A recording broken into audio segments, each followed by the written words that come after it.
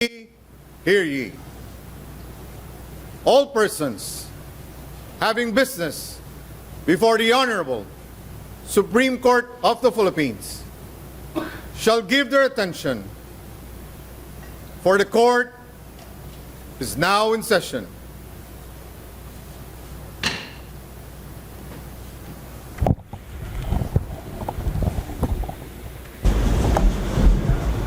The clerk of court will please call the matter at hand.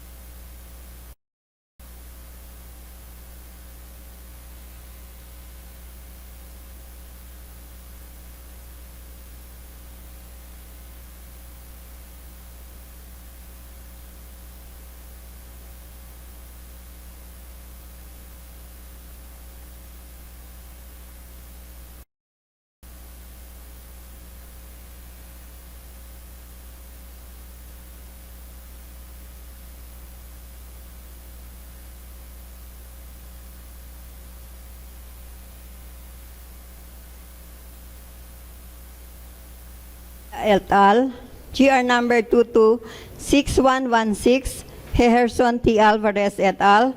Versus Honorable Salvador C. Medjadela in his capacity as Executive Secretary et al., GR number 226117, Zaira Patricia B.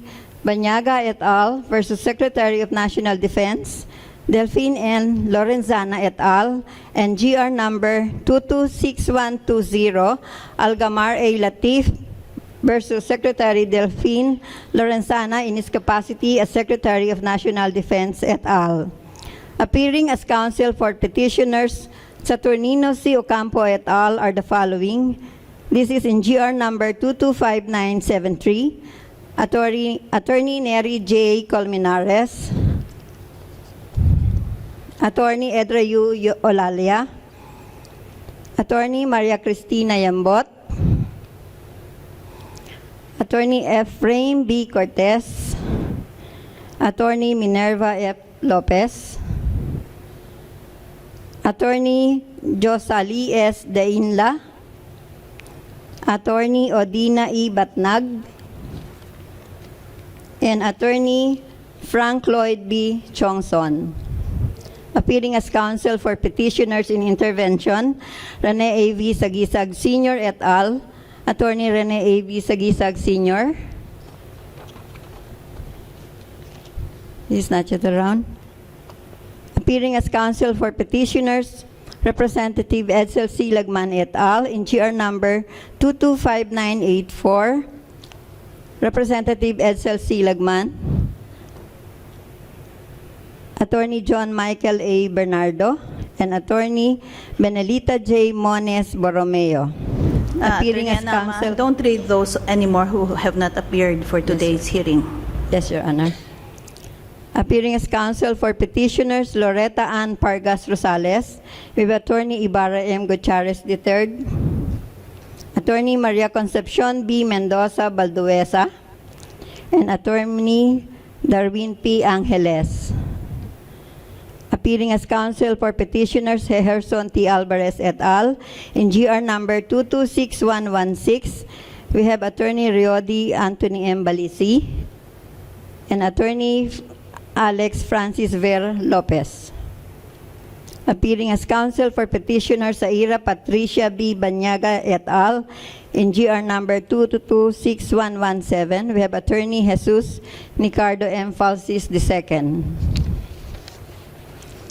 And appearing as counsel for petitioner, Algamar A. Latif, in GR number 226120, is Attorney Algamar A. Latif. Okay.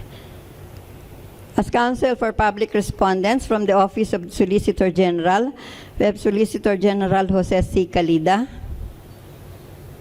Assistant Solicitor General Maria Antonia Edita C. Dizon, Assistant Solicitor General Marisa B. de la Cruz Galandines, Assistant Solicitor General Bernard G. Hernandez, Assistant Solicitor General Rex Bernardo Pascual.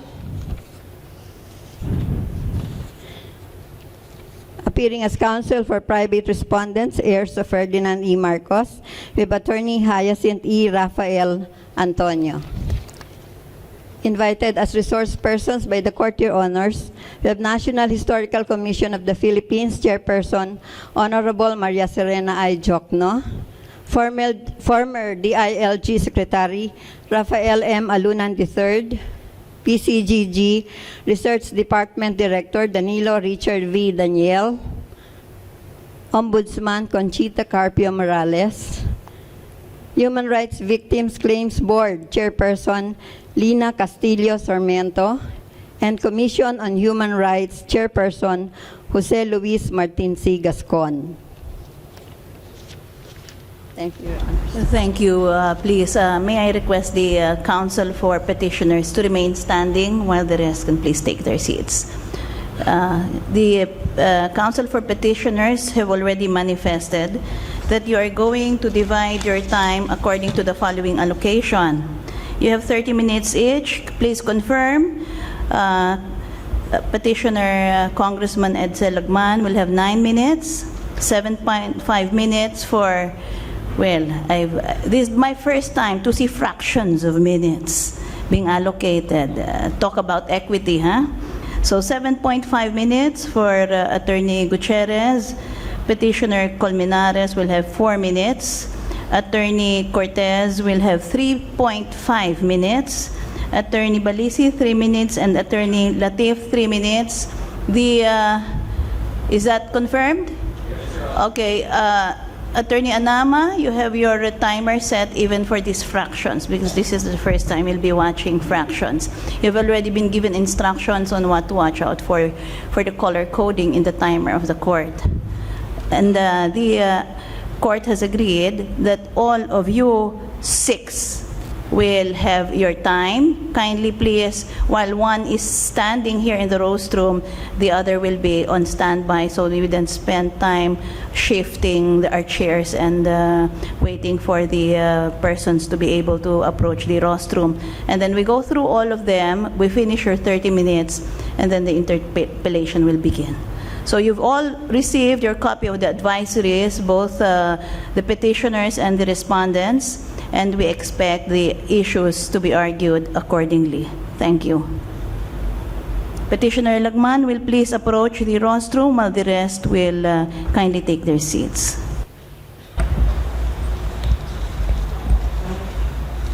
Good morning, Your Honors. Your Honors, far from being a hero, former President Ferdinand Marcos was a despot, an oppressor of the Filipino people during the dark era of martial law. He is grossly unfit to be buried in the libingan ng mga bayani. The etymology of hero and bayani is a warrior who protects or defends his people. Verily, Marcos was not the protector of the Filipino people. He was its tormentor until the EDSA revolution ousted him as a tyrant and a pillager. Marcos's cardinal sins against the Filipino nation indubitably disqualify him from a hero's burial in the libingan. The following historical facts are verifiable and incontrovertible. They could be accorded judicial notice. 1. He declared martial law for malevolent and contrived reasons to perpetuate himself in power. 2. He padlocked the Congress and arrogated the role of sole legislator. To stifle dissent, he unwarrantedly incarcerated titans in the political opposition and personalities in the left.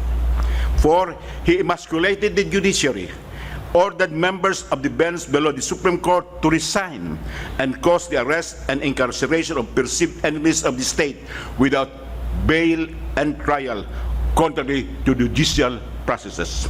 5. He wantonly violated the people's political, civil, economic, and human rights. Among the multitude of victims of martial law, the most unfortunate are the desaparecidos, because not even crude crosses mark their unknown graves. 6, he forcibly closed media outlets, detained journalists, suppressed the freedom of the press and of expression. 7, he unlawfully took over private enterprises and public utilities. 8, he plundered the economy and amassed ill-gotten hoards amounting to billions of US dollars. 9, he allowed cronies to inordinately and criminally enrich themselves. 10, he ballooned the foreign debt from 1 billion in 1965 to 28 billion in 1986, the payment of which, including his behest loans, constricted the budget of the subsequent administrations at the expense of socio-economic services. 11, he submerged the economy to a GDP of minus 7%. And 12, he was ousted as a tyrant by people power and dishonorably discharged by popular action, a direct act of the sovereign people. No less than the Honorable Supreme Court in Marcos versus Manglapus confirmed the Marcoses' plunder when it barred in 2003 the return of the dictator and his family to the Philippines in order not to prejudice, quote, efforts to recover the enormous wealth stashed away by the Marcoses in foreign jurisdictions, resulting in the precarious state of our economy, which is easily within the ambit of judicial notice, unquote. A public interest then justified barring the return of to the Philippines of Marcos and his family. Public interest now must likewise bar Marcos's burial in the Heroes Cemetery. In PCGG versus Peña, the Marcos regime's, quote, organized pillage, unquote, and the ingenuity, quote, in the ingenuity of the plunderers and pillagers, unquote, were judicially underscored. In the Republic of the Philippines versus Andigan Bayan, the Honorable Supreme Court forfeited in favor of the Republic of the Philippines Marcos's ill-gotten wealth of more than 658 million US dollars.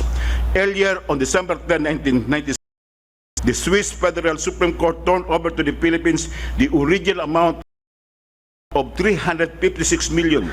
There was little doubt about the criminal provenance of the secret Marcos accounts and securities hidden in the Swiss banks. The brutalities of martial law were validated by the U.S. District Court of Hawaii when on September 24, 1992, it ruled that Marcos was culpable of human rights violations against around 10,000 claimants, and the Marcos estate was held liable for damages since during the pendency of the action, Marcos had died. This foreign court decision was recognized by the Honorable Supreme Court in Mahares versus Granada. The Philippine Legislative and Executive Departments also made factual determination of the inordinate plunder and wanton violation of human rights by Marcos with the enactment of Republic Act No. 10368 or the Human Rights Victims Reparation and Recognition Act of 2013, which unequivocally established the following. A. The human rights violation victims are recognized as heroes, while Marcos has been held accountable for the martial law atrocities, if not personally by command responsibility. And B, as oppressor and violator of human rights, the late dictator is obviously not entitled to a burial in the libingan. Against the foregoing incontrovertible backdrop, there is no reasonable and logical conclusion other than that the late strongman does not deserve a hero's burial in the libingan. The Marcos family cannot belatedly claim that Marcos is entitled to be buried in the libingan because 23 years ago, they forged an agreement with the Ramos administration that his remains be flown directly to Ilocos Norte on September 5, 1993 and be given a quick burial thereat. This agreement is not denied by the Marcos family. This agreement constitutes a waiver, even as the Marcos family is also in its total because they have allowed more than 2 decades to pass without making a formal claim of a hero's burial with the late dictator in the libingan. The agreement is not against any law or public policy. It was binding on the administrations of President Estrada, Araullo, and Aquino, and it is binding with the same legal efficacy on President Duterte. This valid agreement has sealed with finality the coffin of Marcos in Batak. The fact that Marcos was a soldier and a former president is completely nullified by his fake medals and his cardinal sins against the Filipino nation. We can move unhampered by a Marcos burial. In fact, the nation has been moving on until the momentum was interrupted by President Duterte's announcement to purportedly redeem a campaign promise. The Marcos burial in the Libingan will not bring closure. It will intensify national disunity and discord. It will perpetuate a patent injustice. Let not the wounds inflicted by Marcos's ignominious martial law regime bleed anew.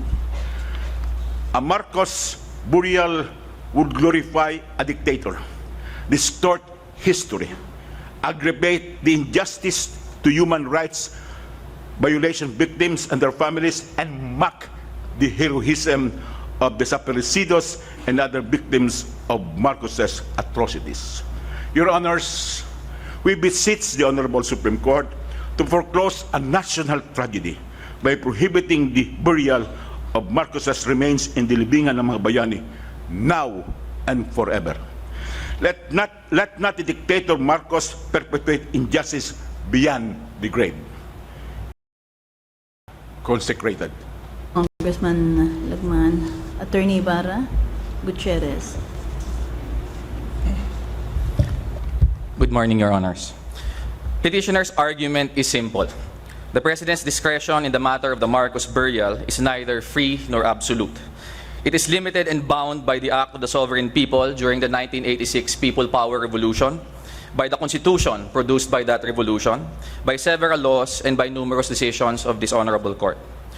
The Solicitor General himself accepts the fact of limited discretion when he identifies Section 14 of the Revised Administrative Code as legal basis for the President's directive to bury Marcos in the Libingan. Section 14 clearly requires that the presidential reservation of public land must be for a specific public purpose. The Solgen further specifies what may constitute this public purpose, citing Mañosca versus Court of Appeals and City of Manila versus Chinese Community of Manila.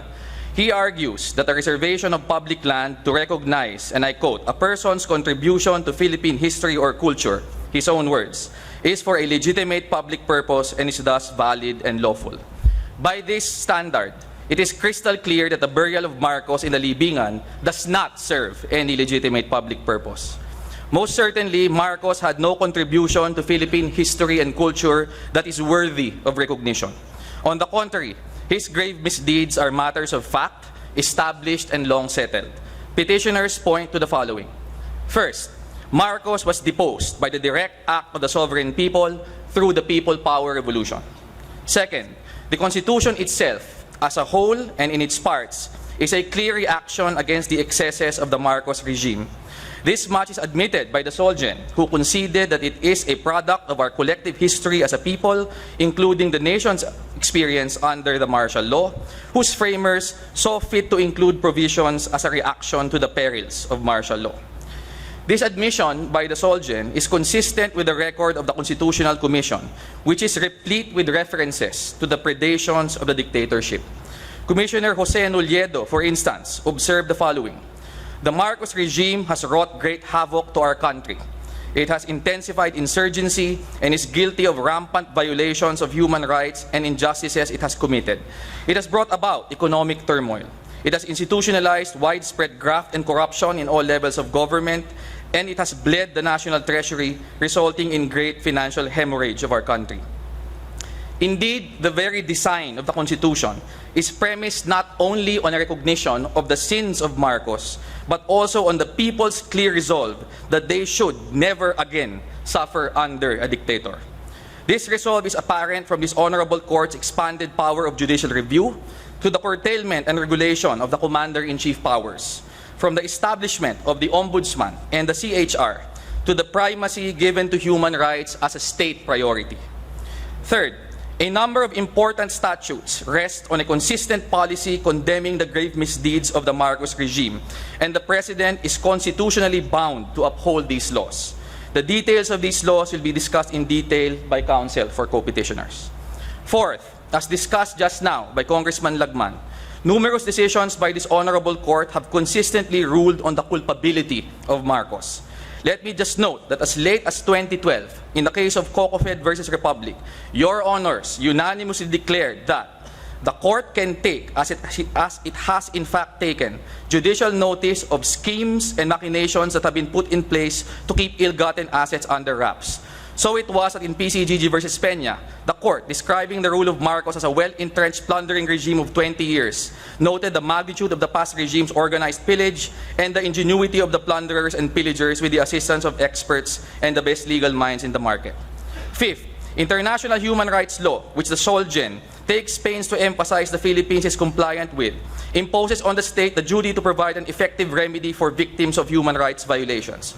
This requires the restitution, compensation, and ultimately satisfaction by the state through an official declaration restoring the dignity, reputation, and rights of the victim, and judicial and administrative sanctions against the violator. But most importantly, it demands that the victim should know the truth of their victimhood and that its memory be preserved.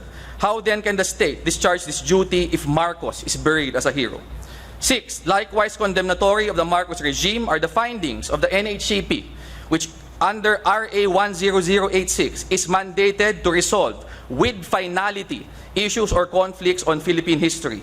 In explicitly opposing the burial, the NHCP found that Mr. Marcos' military record is fraught with myths, factual inconsistencies, and lies, and that Marcos lied about receiving U.S. medals, his Ang Maharlika guerrilla unit was never officially recognized, nor was his leadership of it, his promotion to major and lieutenant colonel were never recognized, and that some of his actions as a soldier were officially called into question and characterized as usurpation, illegal, and a malicious criminal act. Remarkably, it is the SOLGEN's very own tirade found in paragraphs 203 to 205 of his comment that provides final and compelling proof that the late dictator had absolutely no contribution to Philippine history worthy of recognition. The burial not serving any legitimate public purpose, respondents failed to meet the legal standard they have set for themselves, and it is this very failure that constitutes their grave abuse of discretion. Neither may respondents find justification through the SOLGEN's attempt to force a mechanical and soulless reading of AFP regulations divorced from the legal standards that support them. Such an out-of-context approach could only lead to absurd results. Under the mechanical interpretation proposed, a soldier who participates in the massacre of an entire village and then escapes conviction by dying would nevertheless be entitled to a hero's burial. As this honorable court stated in People v. Salas, we admonish against a too literal reading of the law, as this is apt to constrict rather than fulfill its purpose and defeat the intention of its authors. That intention is usually found not in the letter that killeth, but in the spirit that vivifieth. Indeed, Marcos' condemnation under the Constitution and various laws should be read into AFP regulations. So too should the standard in the unrepealed magsaysay issuances cited by the SOLGEN himself, EO 77 and Proclamation 86, that persons to be buried at a libingan should be worthy of being honored and of the nation's esteem and reverence. Can I just finish the last paragraph, Your Honor? Thank you. In closing, I quote Petitioner Maglipon, "What is important to me personally is to be able to let a nation know, again, what we went through, what this country went through, and what justice requires. This is her hope as a citizen, Your Honors, but it is also the command of our Constitution and our laws. And it is the imperative placed before us by our history as a free people. We pray that this hope, this command, this imperative be heeded." Thank you very much, Your Honors. Petitioner, Attorney Efraim Cortez.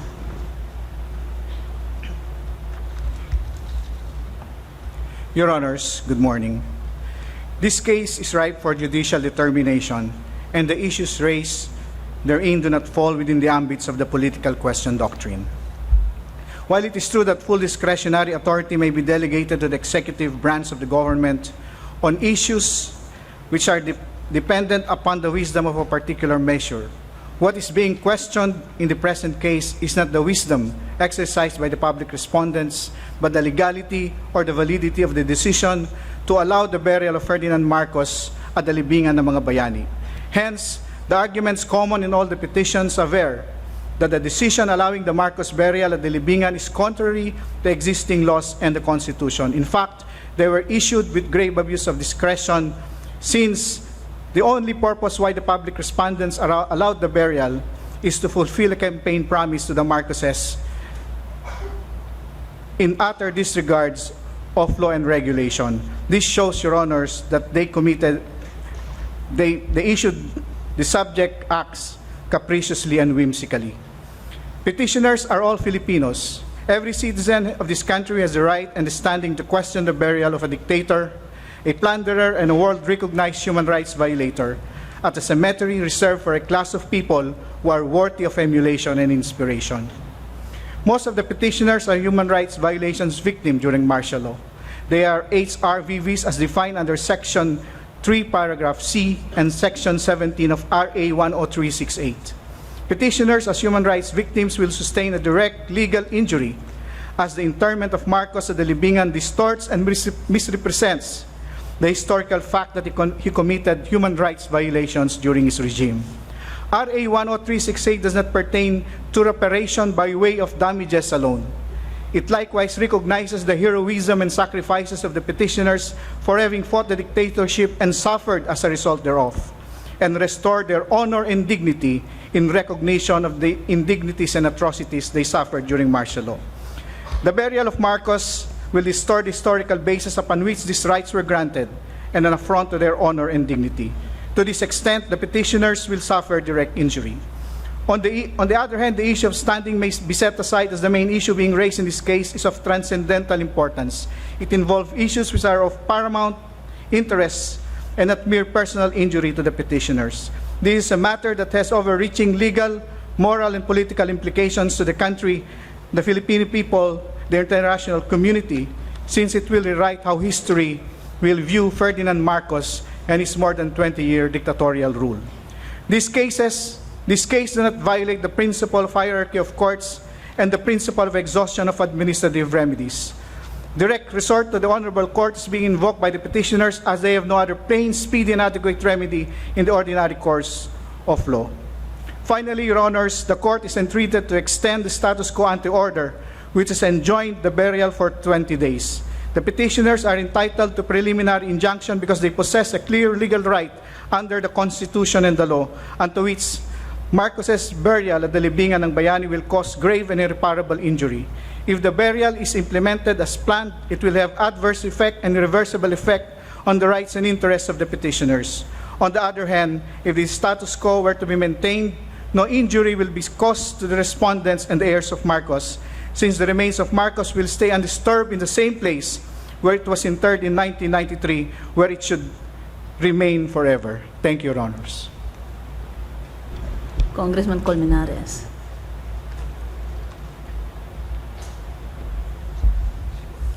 Good morning, Your Honors. On the substantive issues, a dictator responsible for countless human rights violations and the ravenous plunder of the country's coffers has no place in the pantheons we have reserved for those whose lives we deemed worthy of serving as our moral compass in charting our collective destiny. The dishonored cannot join the honored. The main attack in this petition charges respondents of grave abuse of discretion, violation of Republic Act 289, and the standards included therein, as well as the constitutional provisions and under sections 11 and 27 of Article 2. Violation of the rights, the second attack, Your Honor, the violation of the rights of the victims under RA 10368.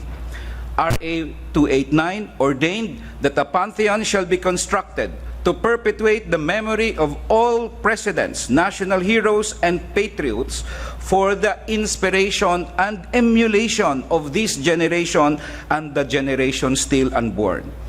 This, we contend, is the standard under RA 289, which respondents violated in allowing Marcos, who is not worthy of emulation and inspiration, to be interred in the Libingan.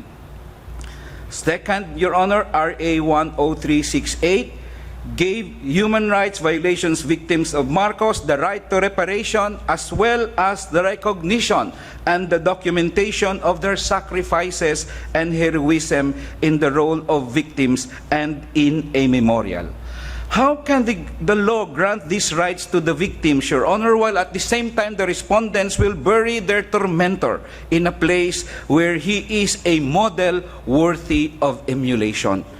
These rights will be violated, Your Honors, with the interment of Marcos in a place where he is deemed worthy of emulation and inspiration. To augment our main contention above, and as an alternative to the petition's main attack, we also assert that to allow the interment of Marcos in the libingan disregards public policy. We do not refer to the public policy from the civil law perspective in this case, but apply it to the constitutional and statutory public policy to mandate what is for the common good. We base this on what we forward as the public policy in the Constitution and from a long line of legislative, judicial, and executive acts since 1986, such as RA 10368, Executive Order Number 1 creating PCGG, Republic Act 6137 or the CARP Law, and court decisions such as Republic versus Sandigan Bayan. In Marcos versus Manglapos, this honorable court ruled that this case is unique. It should not create a precedent for the case of a dictator forced out of office and into exile after causing 20 years of political, economic, and social havoc in the country, and who within the short space of 3 years seeks to return is a class by itself. Close quote. The decision showed that Marcos in this case and in a long line of executive, judicial, and legislative acts treated Marcos differently for his abuses during martial law. The public policy we infer in all this is that the state shall promote human rights and accountability, and that the state shall recognize martial law abuses to prevent its repetition. For violating RA 289 and the rights of the victims under RA 10863, the assailed directives must fall. To allow Marcos interment in the libingan is to regard public policy. Thank you, Your Honors. Attorney Balisi.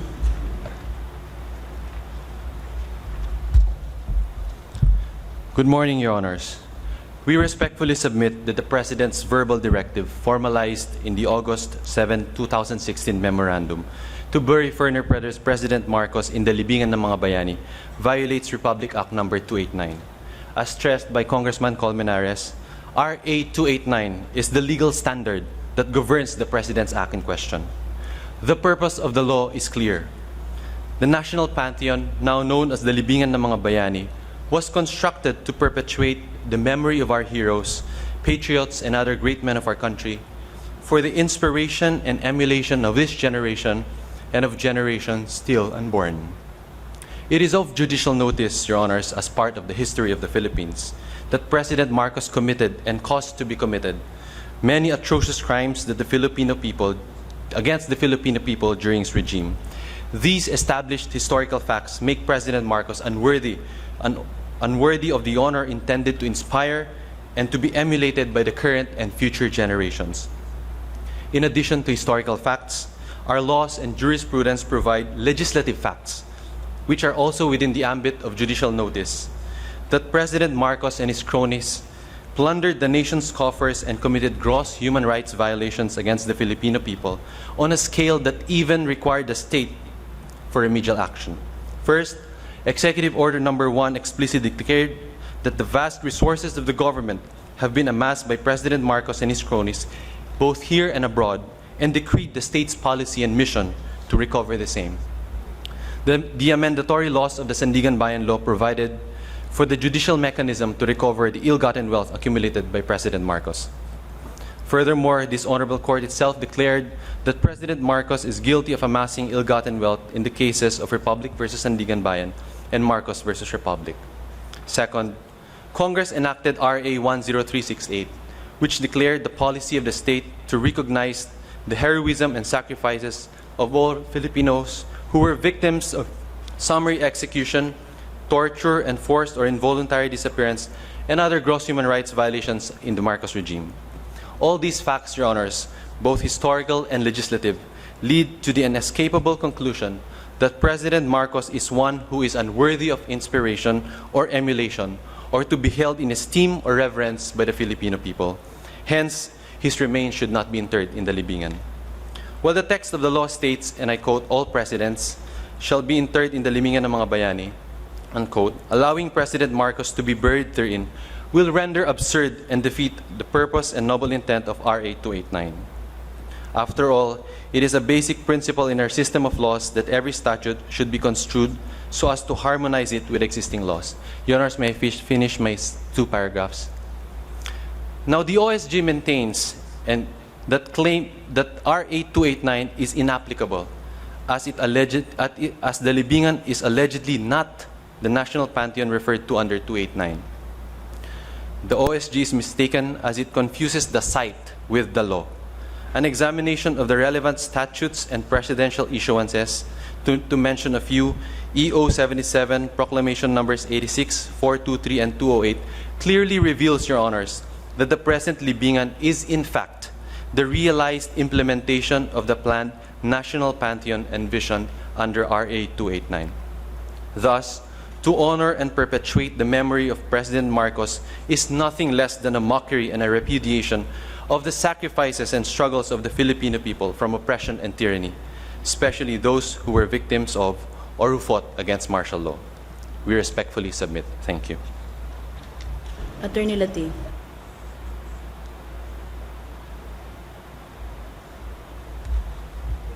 Please, there is a request here. Please tell the court who you are representing.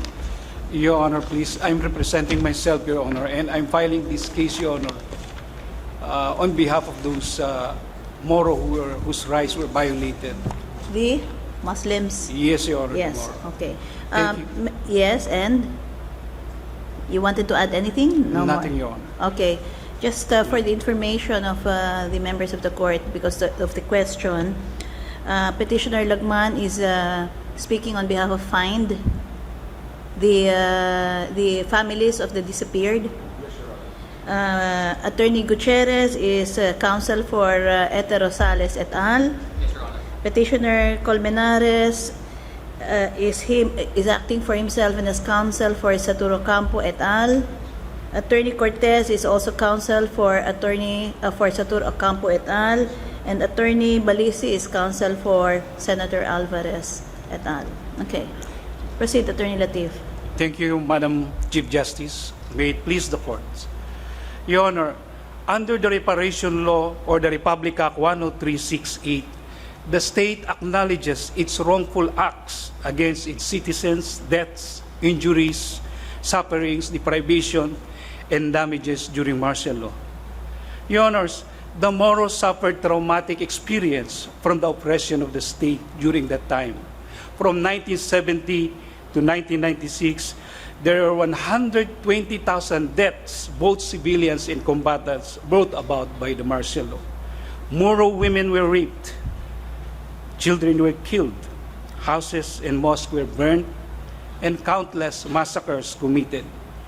The list is endless, Your Honors. In fact,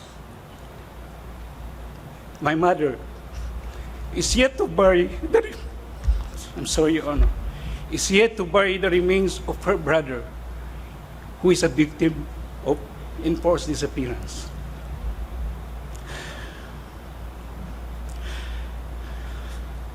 Your Honors, reparation law declared two important policies that the state must uphold. First, to recognize heroism and sacrifices of human rights violation victims. Second, to restore the honors and dignity of the victims. These declared policy are vested rights in favor of the victims that the state has a duty to uphold. Consequently, the state cannot provide military honors according to for a president, as in this case, to the remains of Mr. Marcos, a human rights perpetrator, because it is contrary to the policy of the state to restore honor and human dignity to the victims.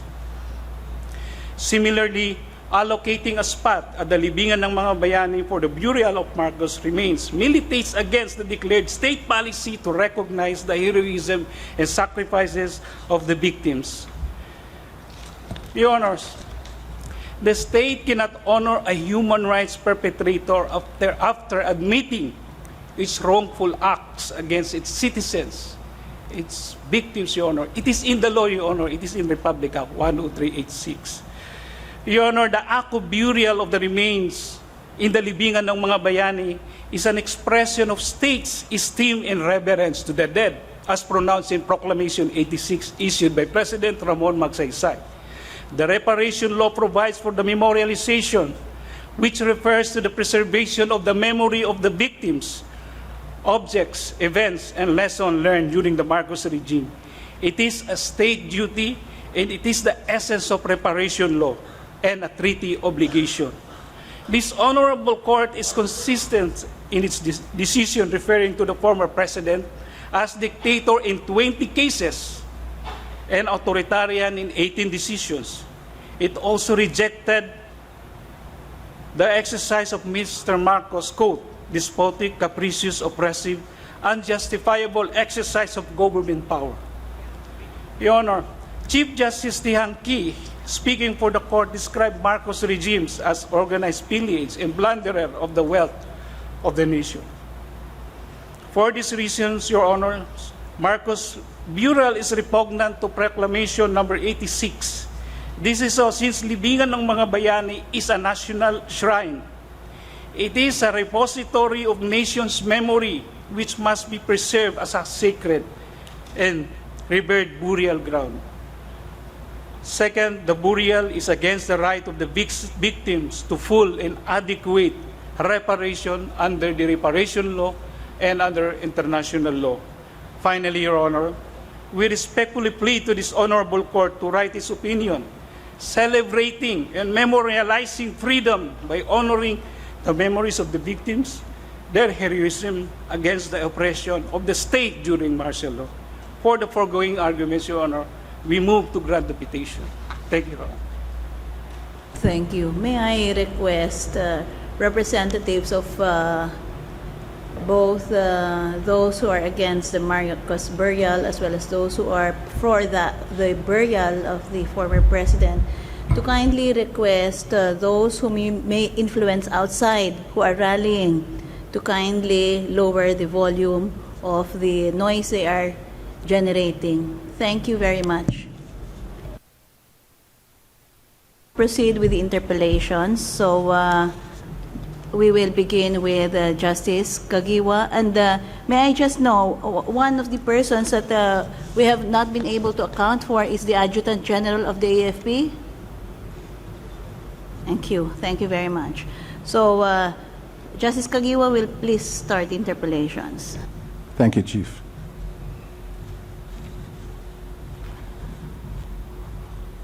I need to clarify certain things first.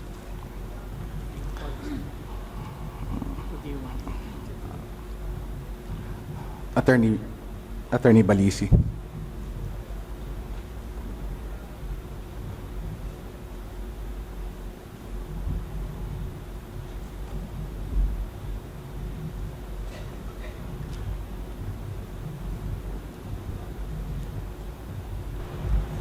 Good morning, Your Honor. On pages 5 to 11 of the consolidated comment of the Solicitor General, they trace the legal history of the libingan ng mga bayani. Yes, Your Honor. It begins with Proclamation number 86, which says that it is renaming the Republic Memorial Cemetery into the libingan ng mga bayani because the name Republic Memorial Cemetery is not symbolic of the cause for which our soldiers have died and does not truly express the nation's esteem and reverence for her war dead.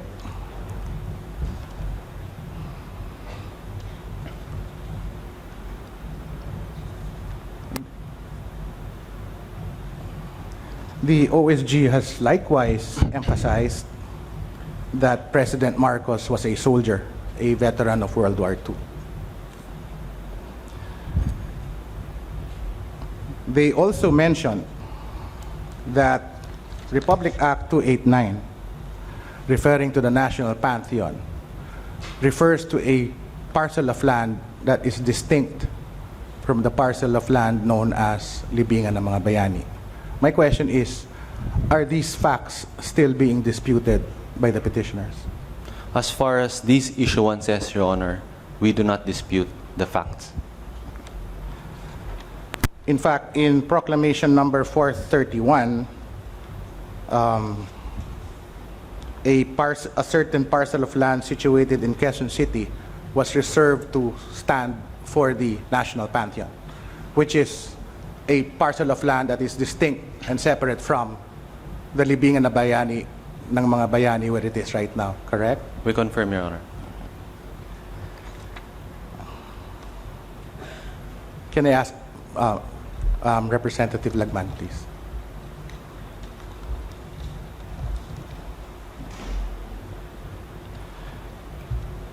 In your presentation of the historical facts of the acts done by President Marcos, these were all acts done after he was already a soldier. Am I not correct? Yes, Your Honor. So these were acts made by President Marcos as a civilian, and what the Office of the Solicitor General is saying is that he is being buried in the Libingan only because he is a soldier and a president and a statesman. Your Honor, the historical facts would pertain to the regime of martial law under the late president. That's right. The excesses, atrocities, and plunder committed consequent to the declaration of martial law. All of which were done by him while he was already a civilian. Yes, Your Honor, as not as a soldier anymore. But the fact is, not all soldiers are entitled to be buried in the Libingan. The law imposes inherent standards between the good and the bad, the legitimate and the illegitimate, and those who are entitled or not. All right. So just to crystallize your position, Representative Lagman, what you're saying is that given the language of Proclamation 86, which is that it shall be the resting place for soldiers who had died for a cause, what you are saying is that by his acts as a civilian, President Marcos had forfeited his right to be buried in the Libingan ng mga Bayani. Yes, Your Honor. These cardinal sins of the late president nullified his status as soldier and president. So he is not entitled to a hero's burial at the Libingan ng mga Bayani. From what I understand from what the Solicitor General is saying in his consolidated comment, can you not actually distinguish the persona of President Marcos as a soldier on the one hand and as a civilian president who committed misdeeds on the other? Your Honor, there should be no distinction whatsoever because his acts as a civilian nullified his status as a soldier. Particularly so when there is the finding that he had fake medals and other decorations and that his ranks were not recognized by the authorities concerned. All right. Again, in the consolidated comment of the Office of the Solicitor General, they meet that directly and they say that they are not disputing the historical facts that you have just narrated. What they're saying is that, in fact, they state that burying President Marcos in the Libingan will not and does not make him a hero at page 67 and will not rewrite history, and that his interment in Libingan only recognizes that he was a former president, a statesman, and a soldier. So my question there is this: can you identify any specific law or statute that is being violated by burying President Marcos in the Libingan? Yes, Your Honor.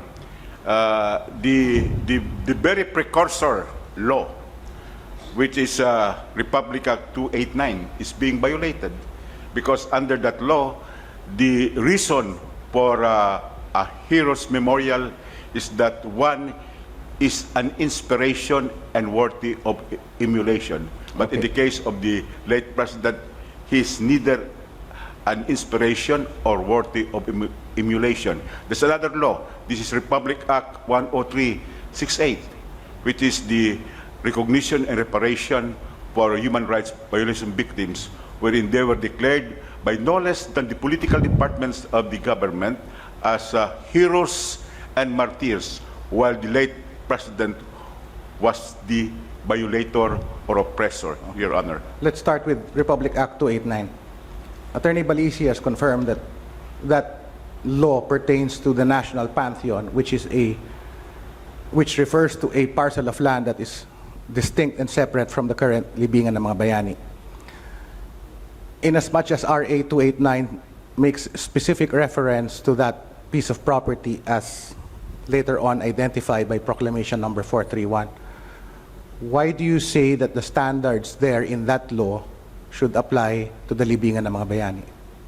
Your Honor, the change of the venue or site will not abrogate the principal preamble of the law, which is to give recognition to those who will give inspiration and worthy of emulation for the Filipino generations. So I take it that as far as you're concerned, RA 289 is still good law? Yes, Your Honor. It is still a good law. As a matter of fact, in the comment of the heirs of the late president, they trace the history of Republic Act 289 up to the present libingan ng mga bayani. Can you point to any issuance that actually says that the national pantheon or that the libingan ng mga bayani is the national pantheon that was actually intended by Republic Act 289? The factual sequence and logical consequence of supervening issuances would affirm that, Your Honor, that these were all pursuant to Republic Act 289. Aside from RA 289 and Republic Act 10368, is there any other law that you are aware of that has a bearing on the issue of whether or not President Marcos, the burial of President Marcos in the libingan is prohibited?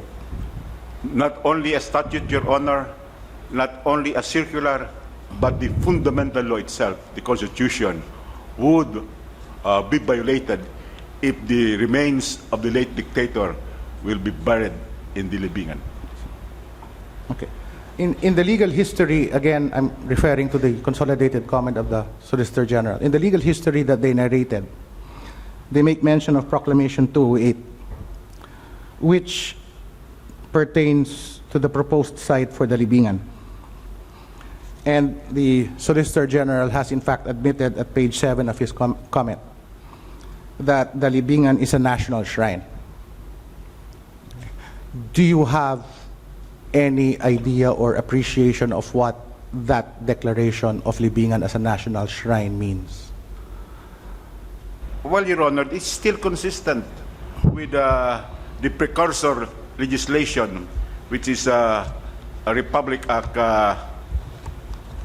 289, because all of these are subsequent to that Republic Act. And the meaning of a memorial, a hero's cemetery, a libingan ng mga bayani would all be the same. It would be to honor Filipinos who are worthy of inspiration and emulation. And we argue, Your Honors, that the late dictator does not fall under this qualification or standard. Right. Let me segue to the NHCP. Is the resource person of the NHCP present? Yeah. I'd like to ask you a few questions. Dr. Jokna is requested to please approach the podium. You may refer to any document you wish in answer to the questions of Justice Kakiwa. Please.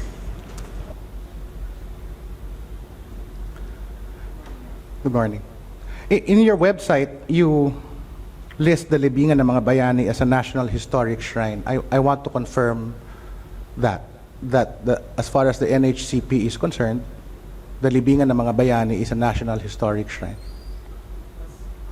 It was created as a national shrine, and the jurisdiction was during martial law. The jurisdiction was placed for a few years under the then National Historical Commission. And then in 1977, Mr. Marcos transferred complete jurisdiction to the Department of National Defense. Yes, but as far as the NHCP is concerned, you do consider it as a National Historic Shrine. It's a national shrine. It's as a national shrine, yes, yes. As listed in your website. Yes, Your Honor. Okay. Does the NHCP have any rules and regulations as to what can or cannot be done in a shrine, in a national shrine? Let me answer you this way, Your Honor. The national shrines that are under our jurisdiction were mostly established by law or by presidential proclamation. Yes. For example, the Rizal Shrine in Dapitan or the one in Fort Santiago. So when they are established by law, then we have our own internal rules about how the shrines are to be managed. Well, Proclamation 208, as affirmed by the Solicitor General, has established the Libingan as a national shrine. My question is, do you have any specific rules and regulations as to what can or cannot be done as far as the Libingan is concerned, it being a national shrine? Not with regard to the Libingan, Your Honor. All right. In my own research, I came across a certain presidential decree. It's President PD 105. It was published on January 29, 1973. Are you aware of this? I am afraid not, Your Honor. It's entitled Declaring National Shrines as Sacred or Hallowed Places and Prohibiting Desecration Thereof. Yes, this is a presidential decree. Yes. Yes, Your Honor. So, can I just turn back to Thank you, Your Honor. Representative Lagman?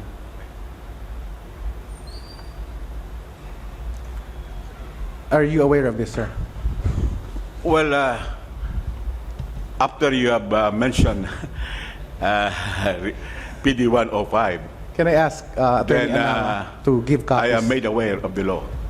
Justice Kagiwa, would you Your have Honor. slides that we can project?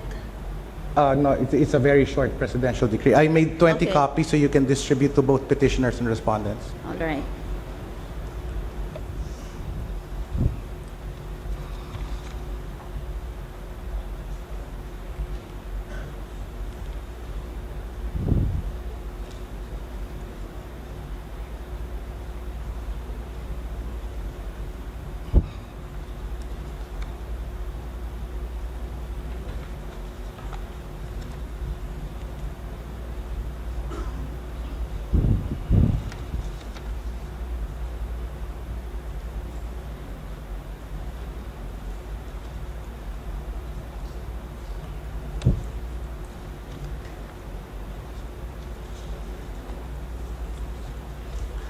This was not mentioned in your petitions, nor was it mentioned in the consolidated comment of the Solicitor General. But my own reading is that this piece of legislation appears to be relevant to the controversy at hand. Would you agree? Yes, Your Honor, it is most relevant because it says here the national shrines are to be considered hallowed places and the desecration of the same in the form of disturbing the peace and serenity by etc. Would be prohibited. In the particular case now at bar, the burial of the late dictator will, in a hallowed ground, would desecrate the cemetery of heroes. The third whereas clause expressly states a policy of the state to hold and keep said national shrines as sacred and hallowed places. What do you understand from that? Well, I think hallowed and sacred are have ordinary meanings, Your Honor. And to my mind, there are places where we honor the dead or we honor events.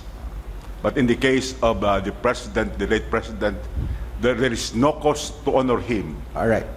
In the second page of that PD, it says, and I quote, this is a presidential decree of President Marcos himself, and I quote, "I do hereby declare said national shrines and others which may be proclaimed in the future as national shrines to be hallowed places, and the desecration of the same in the form of disturbing their peace and serenity by digging, excavating, defacing, causing unnecessary noise, and committing unbecoming acts within the premises of said national shrines is hereby strictly prohibited." And in the next paragraph, it provides for a penal or a penalty. Inasmuch as this issue has not been framed by either the petitions or the comments, and inasmuch as I consider this as a relevant piece of legislation, may I ask that you submit in a written memorandum how exactly this presidential decree comes into play with respect to the act of burying President Marcos in the libingan. Specifically, whether or not burying President Marcos in the libingan will constitute a violation of PD 105 and the language used by PD 105 as to what are the acts of desecration. Can I ask for that written memorandum? Yes, Your Honor, we will do that. I will be asking that of the Solicitor General as well. I would like to hear the views of both sides on this issue. We would like to advance the position that the enumeration herein are not exhaustive in the sense that these are very prosaic disturbance of the hallowed ground. There could be more sublime reasons for disturbing a hallowed place like a national shrine, Your Honor. Thank you, Counsel. Can I turn to Attorney Gutierrez, please?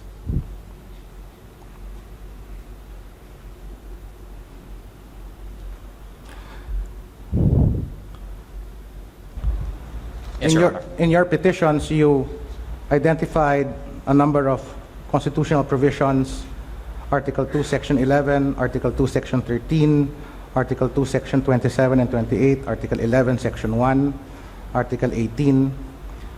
My question is, are these provisions self-executing?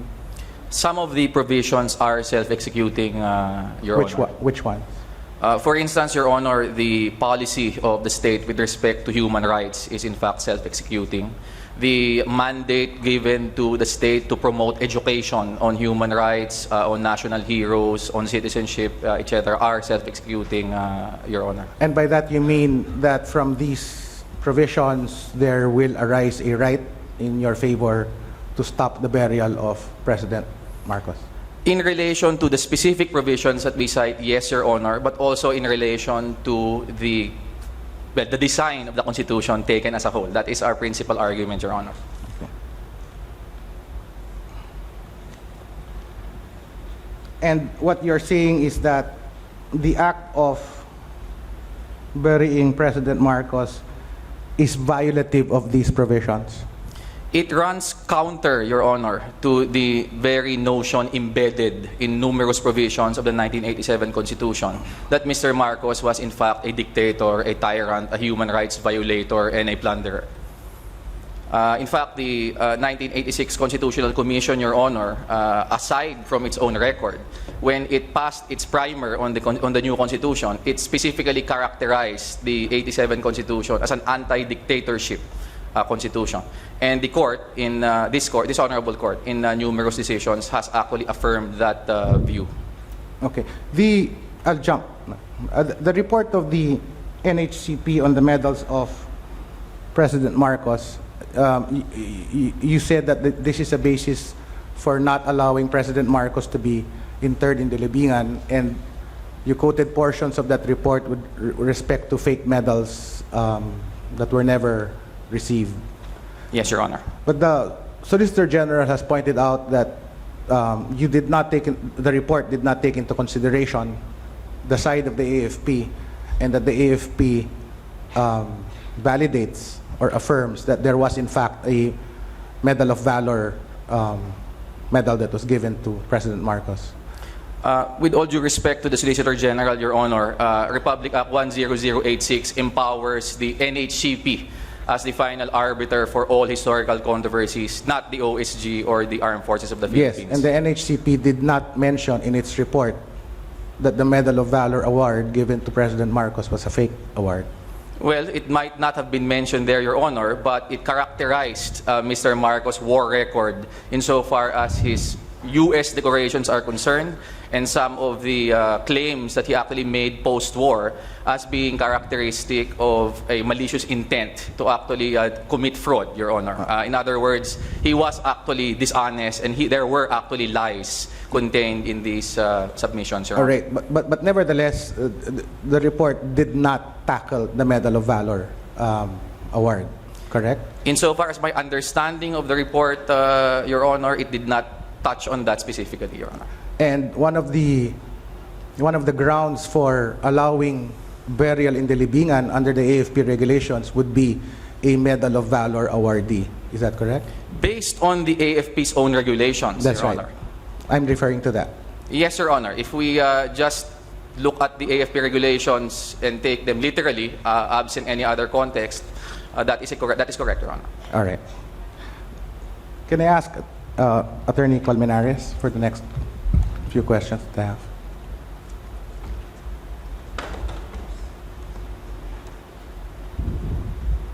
Good morning, Your Honor. Good morning. You mentioned public policy as being embodied in several laws that you mentioned, Yes, Your Honor. namely the HHRCV law as well as the RA 289. Yes, Your Honor.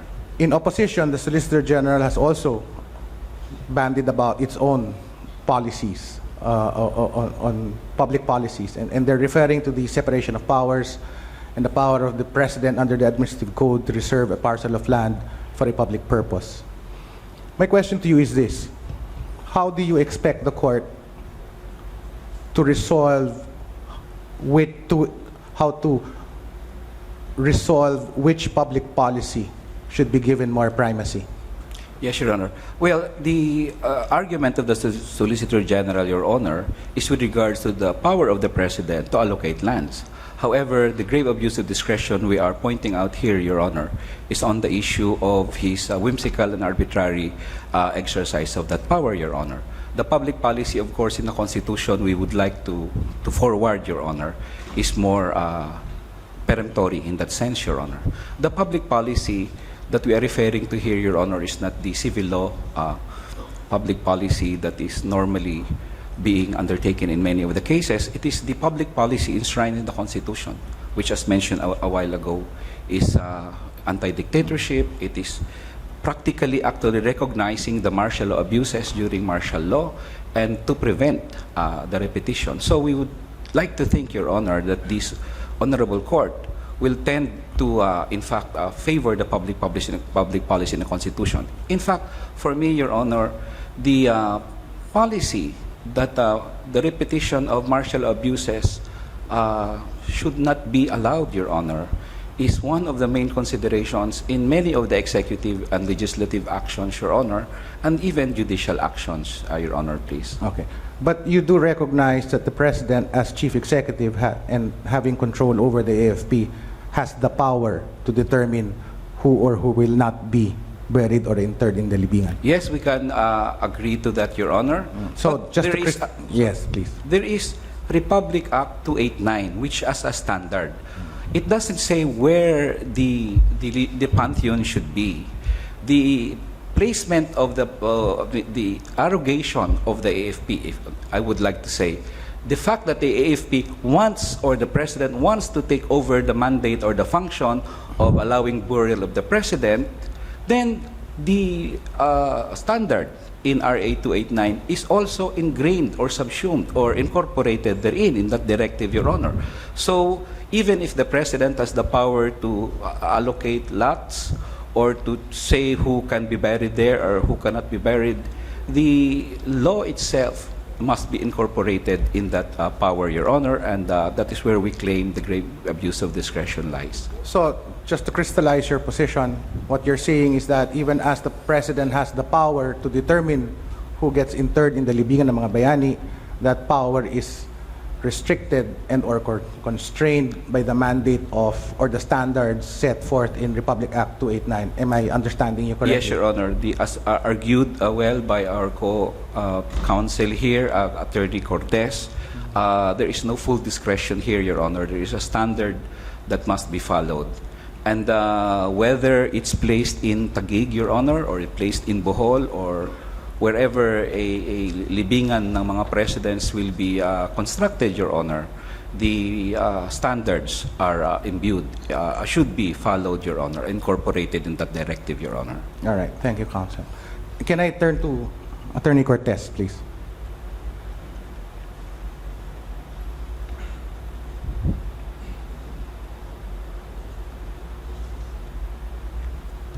Good morning, Your Honors. Morning. Do you recognize that there was a remedy available in the Office of the President as far as these issuances of the AFP were concerned? While there may be available remedies, Your Honor, under the Office of the President, however, the remedies are not speedy and adequate enough to provide the needed relief for the petitioners in this case, considering that the burial has already been set, Your Honor, and it's only through the invocation of the jurisdiction of this honorable court that the petitioners can get an adequate relief and adequate and speedily relief, Your Honors. But you did not even try to file anything with the Office of the President, if only to make the President aware that his decision might have been contrary to the laws that you're citing. No, Your Honor, because as we've stated earlier, while there are existing remedies, these are not adequate to provide relief for the petitioners. Can you explain that? Why was it not adequate to filing a petition in the Office of the President and asking the Office of the President to stop the burial?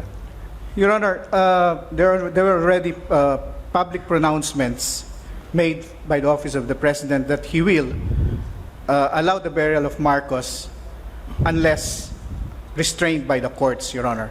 This gave us the signal, Your Honor, that whatever remedy that we will avail of under the procedures under the Office of the President will not be adequate to provide this, the relief, Your Honors. So in other words, the decision to go straight to the Supreme Court was because of these pronouncements in media as to the position taken by the President as to the interring of President Marcos. Is that correct?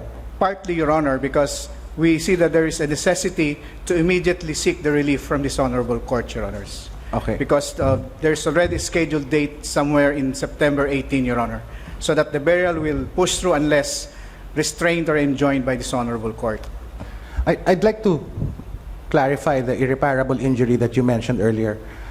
The Solicitor General has stated in his consolidated comment that they are not taking issue with the law of reparation, that in fact it is still ongoing, that public funds to the tune of 10 billion pesos have been allocated, and that the claims are being processed and that payments are being made.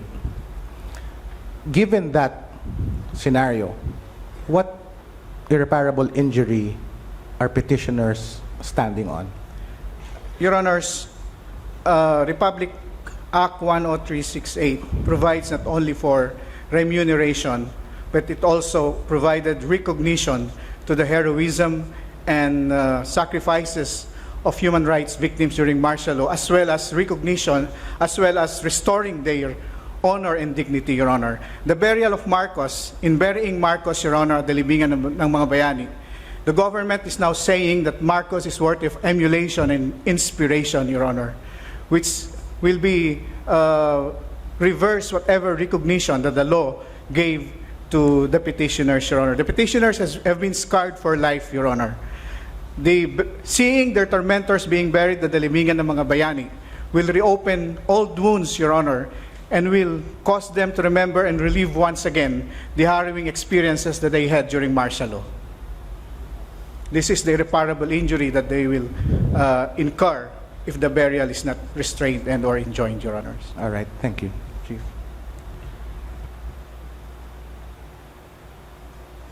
Justice Bernabe. Can I call Attorney Gutierrez, please?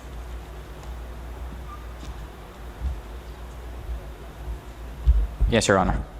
Okay, Attorney Gutierrez, do you also claim that the libingan ng mga bayani is the same as the National Pantheon? We defer to the arguments of our co-petitioners in this regard, Your Honor, and we likewise contend that the standards set forth in Republic Act 289 apply to the instant case, Your Honor. But you also agree that there is no legal issuance that declares the libingan ng mga bayani as the National Pantheon. There is no express issuance, Your Honor. So what is your basis for that? Our basis, Your Honor, is that in the subsequent issuances by President Magsaysay and other presidents, there was an incorporation of the standards first laid down in Republic Act 289. So in that regard, Your Honor, we support the contention of our co-petitioners.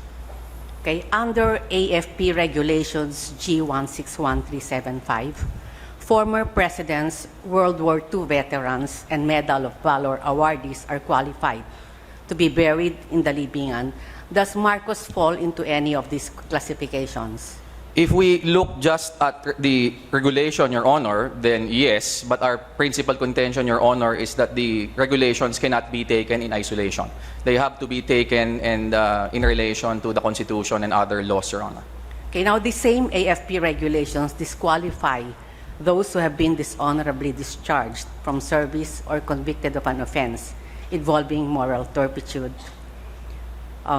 Has Marcos been dishonorably discharged from military service? Not literally, Your Honor, but as we argue in our petition, the acts of the people in ousting him as a dictator through their Direct Sovereign Act in 1986, the numerous declarations of this honorable court and other foreign courts regarding his culpability for human rights violations, raids on the national treasury, large-scale plunder, and so on, are akin to these disqualifications, Your Honor. So you claim that other valid disqualifications should be legally recognized, apart from the ones stated in the AFP regulations? Yes, Your Honor.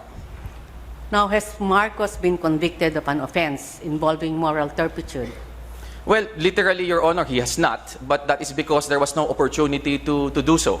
When he was committing these acts, he was President of the Republic of the Philippines, and therefore he enjoyed presidential immunity. When he was ousted, he immediately fled the country. So there was no opportunity for him to be actually formally charged before any court of law for a criminal proceeding. But as I said, Your Honor, the Supreme Court itself has on numerous occasions specified and stated that Marcos is guilty of various crimes ranging from plunder to human rights violations. So you believe that Marcos, exiled from the Philippines through the People Power Revolution of 1986, has a legal effect in these qualifications to be buried at the libingan? Definitely, Your Honor. That is the direct act of the sovereign, and all branches of government, from the President to Congress to the judiciary, are legally mandated to honor that particular act of the sovereign, as it has, in fact, Your Honor, in the 30 years since 1986, as can be seen through pronouncements of Congress and decisions of this honorable court. Now, do you agree that the qualifications and disqualifications of a person to be buried in military memorials and battle monuments proclaimed as national shrine are matters of public policy under the executive's discretion? It is, generally speaking, under the executive's discretion, Your Honor, but as we've repeatedly argued, the executive discretion in this case is not unfettered. It is bound by numerous other laws and numerous actions of other branches, including the action of the National Historical Commission. Under 10086, it is the National Historical Commission of the Philippines, which is granted the authority to manage national shrines. It is also granted the authority to determine with finality all issues involving historical controversy. So it behooves the President and other branches of government to respect those pronouncements, Your Honor. Now, you said that the guarantee under Section 11, Article 2 of the 1987 Constitution goes beyond reparation in the form of monetary compensation. And in fact, you mentioned about it covering the right to truth and the state's duty to preserve memory as provided for in the updated set of principles for protection and promotion of human rights through action to combat impunity issued by the United Nations Commission on Human Rights. Now, can you please explain to us the general principles of right to truth and duty to preserve memory?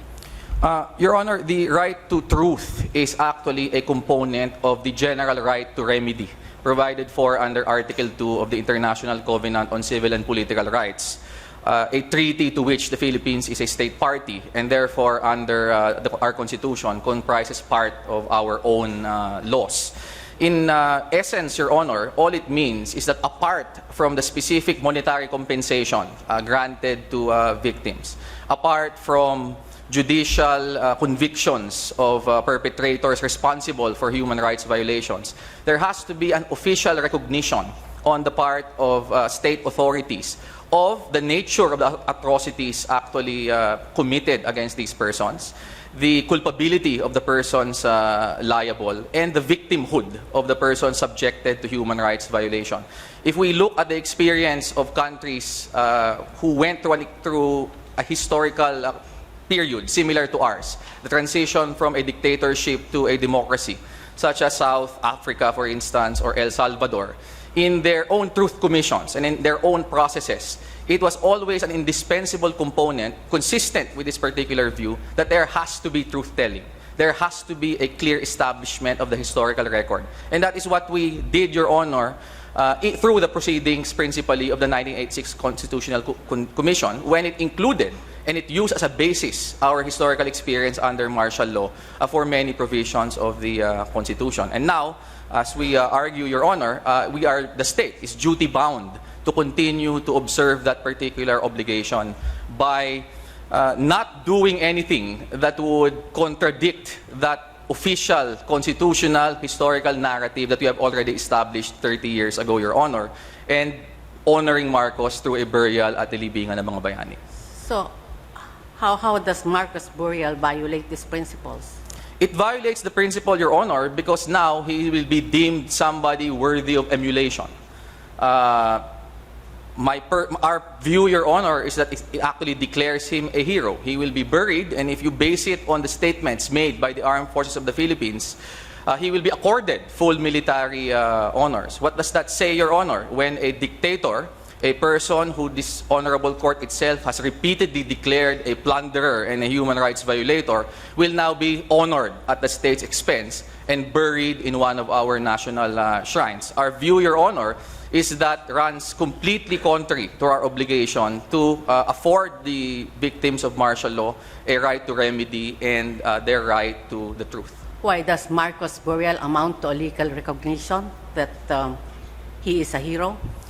Our view, Your Honor, is that that will happen, considering that the Solgen's contention itself is that the basis for the President's power to order his burial is Section 14 of the Revised Administrative Code. Under that particular provision that they are citing, the burial has to be for a public purpose, and the public purpose that they cite in their own comment is that the person to be buried and therefore recognized is actually worthy of recognition because of some historical or cultural contribution. So when they bury him, it's obviously because of a historical and cultural contribution, and that is precisely what we are contesting, Your Honor. The Constitution has concluded that Marcos is not worthy of emulation. He is a criminal. He is a human rights violator, and that cannot be undone, Your Honor, by an act of the executive. Are all persons buried at the libingan heroes? Well, presumptively, they are, at the minimum, Your Honor. Now, with respect to the general principles that you just mentioned, are these principles binding in the Philippines? Yes, Your Honor. The ICCPR is a treaty that we are a state party to, and very clearly, under our Constitution, the incorporation clause and the treaty clause, they form part of the law of the land. The two other declarations that we mentioned, Your Honor, are merely attempts, one by the UN General Assembly, the other by the Human Rights Commission of the United Nations, to expound on this basic principle. So as such, they can either be classified as forming part of the treaty norm under the ICCPR, or at the minimum as forming part of customary international law or the practice of nations, both of which, Your Honor, are actually, again, incorporated into our own laws under Article 2, Section 2 of the Constitution. Okay, just one last question. What is the historical or cultural significance of being buried at the Libingan? The significance, Your Honor, can be found in the preambular clauses, both of Republic Act 289 and the subsequent issuances of President Magsaysay, that the person's acts are being held up as worthy of emulation, and that person deserves the nation's esteem and reverence. Both of these objectives, Your Honor, we feel will not be met. In fact, they will be contradicted if a person like Marcos will be buried in the same, Your Honor. Okay, that would be all, Counsel. Can I Thank you just very much, ask Your Honor. one question to Chairperson Serena Jokno? Dr. Jokno. Okay, just one question. Good morning. Yeah, good morning.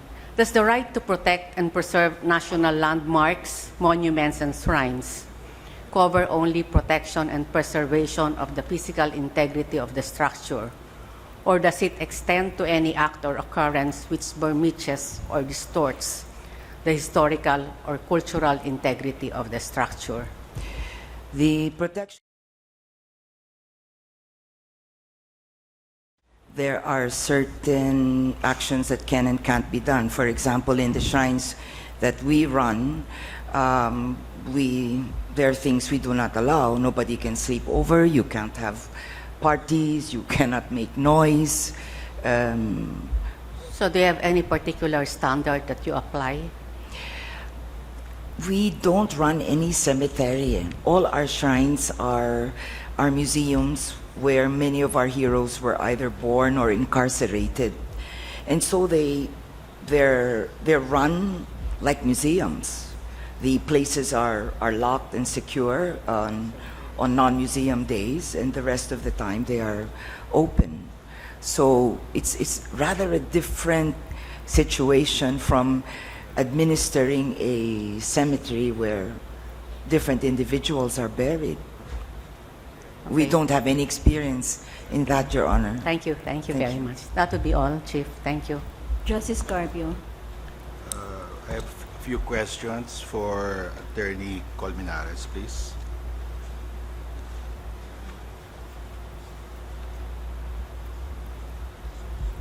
Good morning, Your Honor. Good morning. In the AFP regulations, the number one in the list who is qualified to be buried in the Libingan are those who were awarded the Medal of Valor, correct? Yes, Your Honor. And the number two are the presidents or commanders-in-chief. Yes, Your Honor. Okay. In the same regulation, there's also a provision which says those who have been dishonorably separated or discharged from the service are not qualified. Yes, Your Honor. So if you are a Medal of Valor awardee while you were in the military, and after you retired, you joined the government, and while in the government you were dishonorably separated for an offense, you are no longer qualified, correct? Yes, Your Honor. I contend that the disqualification in one is a disqualification in all. A shrine, a hallowed ground, a memorial cannot be Yes. besmirched by... Okay. In the case of a president is at the same time a commander-in-chief. Yes, Your Honor. So if you are the commander-in-chief, you are in fact the highest military commander, correct? Yes, Your Honor. So a president has a dual role. In Tama po. 1986, when the EDSA revolt took place, Tama po. Yes po. the former President Marcos was ousted from office. He was removed as a president, correct? Yes po. And also, he was also removed as a commander-in-chief. Yes po. And he was removed by the sovereign act of the people, correct? Tama po. And the sovereign act of the people is higher than an act of a military tribunal or of a civilian administrative tribunal, correct? Tama po. So, and in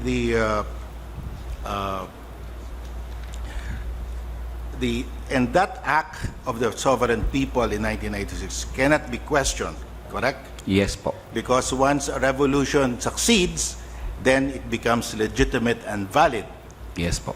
And the Freedom Constitution and the 1987 Constitution are all based on that EDSA revolt, Yes po. the sovereign act of the people. So you cannot change that without invalidating the Freedom Constitution or the 1987 Constitution, correct? Correct. So, in the regulations, AFP regulation, it says those who have been dishonorably separated and dishonorably discharged from the service. It does not say military service, it does not say civilian service, service, so it covers both. Yes correct? po.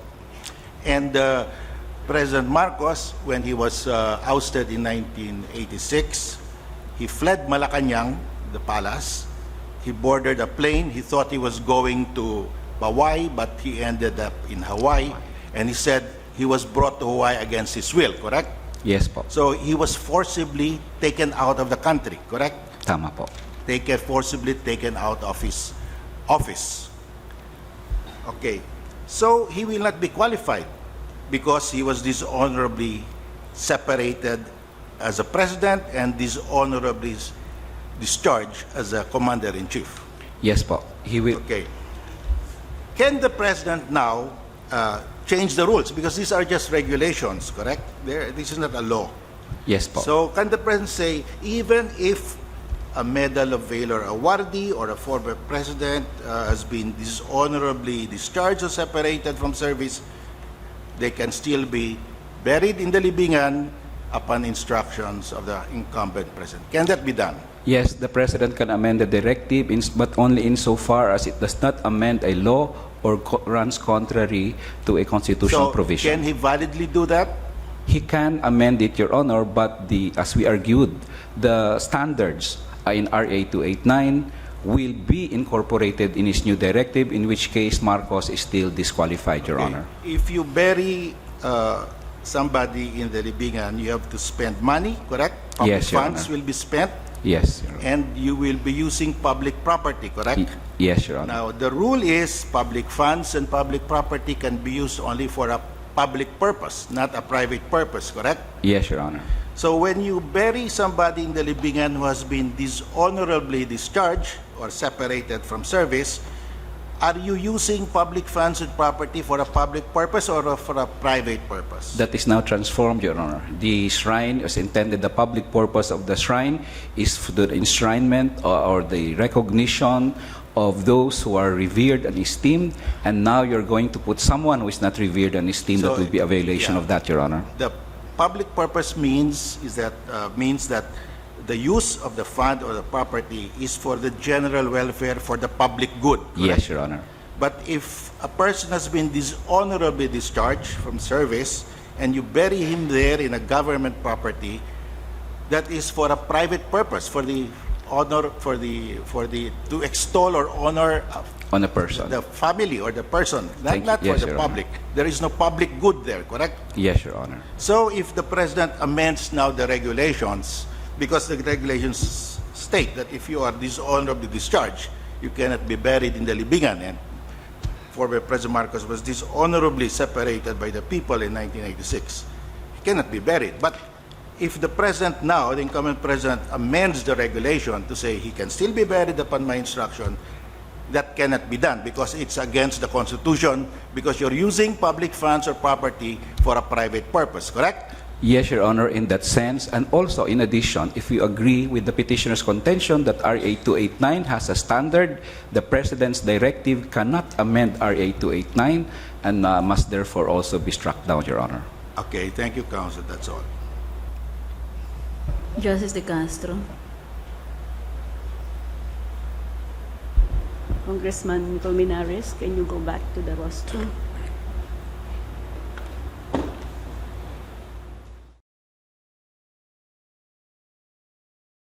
Good morning, Your Honor. Yes, good morning. I want the petitioners to establish the connection between Republic Act number 289 and the regulations and proclamations which set up the military... Mr. Castro, just for a while, allow me to just interject. If there is anyone among the justices who have a question for the Ombudsman, she needs to leave in a few minutes because they are all required to be at the CCP at 2 p.m. So we congratulate you, Madam Justice Ombudsman Conchita Carpio Morales. So if anyone wants to ask her anything now, we can start that with your permission, Justice De Castro. Is there any question from any of the justices? No, I just want to Justice Ombudsman, can you please go to the podium? No, my only, I wanted only to congratulate my kababayan. Okay, there is on record, Justice Peralta is making a special congratulations for you, but that goes through for all of us actually. So is there any question from any of the justices that you need? I just want to ask the Ombudsman Morales if she has a position that the policies enshrined in the Constitution, jurisprudence, and the positions that have been taken by the Ombudsman with respect to the ill-gotten wealth cases that are pending before the Sandigan Bayan will be affected in any manner by the proposed interment of the former president. In light of the fact that only Imelda Romualdez Marcos is facing cases in the office of the Sandigan Bayan, I don't think this has any bearing on the burial of the president, the proposed burial of the president in the libingan ng mga bayani. Right. What is your opinion on the characterization by the Supreme Court in many of the cases of which you were part of the rule of the former president? Yes, Your Honor. What is your opinion on the effect that it will have on the jurisprudence that we have? As I said, given the fact that the only cases pending now filed by the office of the Ombudsman relates only to Imelda Marcos, I don't think that would have any bearing on the issue of whether or not the president should be buried in the libingan ng mga bayani. And these are all criminal cases or civil cases? Criminal cases, Your Honor. Violation of the Anti-Graft and Corrupt Practices Act, Section 3H. Okay, so we will ask petitioners later in relation to that. The cases that are pending with the Sandigan Bayan that is being handled by your office? Yes, being prosecuted by the Office of the Ombudsman. So the PCGG has its own set of cases? Yes, separate. The cases were filed in the early 1990s, and the prosecution has just rested its case. So that's a span of how many decades? Would you have an idea how much money is being sought to be returned? Close to $360 million, Your Honor. Are they located, in how many countries are they located? Mostly in Switzerland, Your Honor. And in what stages are these cases? As I said, the prosecution has just rested its case because these are 10 cases which were consolidated. Okay, so you have one consolidated case, yes, Your for Honor, all of these petitions amounting to $365 million. About, yes, Your Honor. Of course, without requiring you to breach your policy of confidentiality of some investigations you are conducting, are you intending or do you still have investigations being conducted right now? Most of them have been dismissed, Your Honor. If there are any that remains, in light of the doctrine of the Supreme Court, that there is undue delay or denial of due process if it takes so long for the Office of the Ombudsman to conduct preliminary investigation, which is tasked to fact-finding investigation, I think we would take the pragmatic aspect, which is to dismiss the cases without having the fate of dismissal by the Sandigan Bayan. Justice Carpio has a question. Yes, yes. Madam Ombudsman, you mentioned about a criminal case involving $365 million Yes, Your Honor. from the Swiss banks. Is this the same case where that was already, the money was forfeited already by this court? We ordered the forfeiture of the Swiss account. So this is now the criminal aspect of the case that's Your Honor. pending. Yes. So this is same money. No, I don't think so, Your Honor. This is another. This is another. I don't think it duplicates, or it is the criminal aspect of the cases where there have been some forfeitures. Okay, thank you.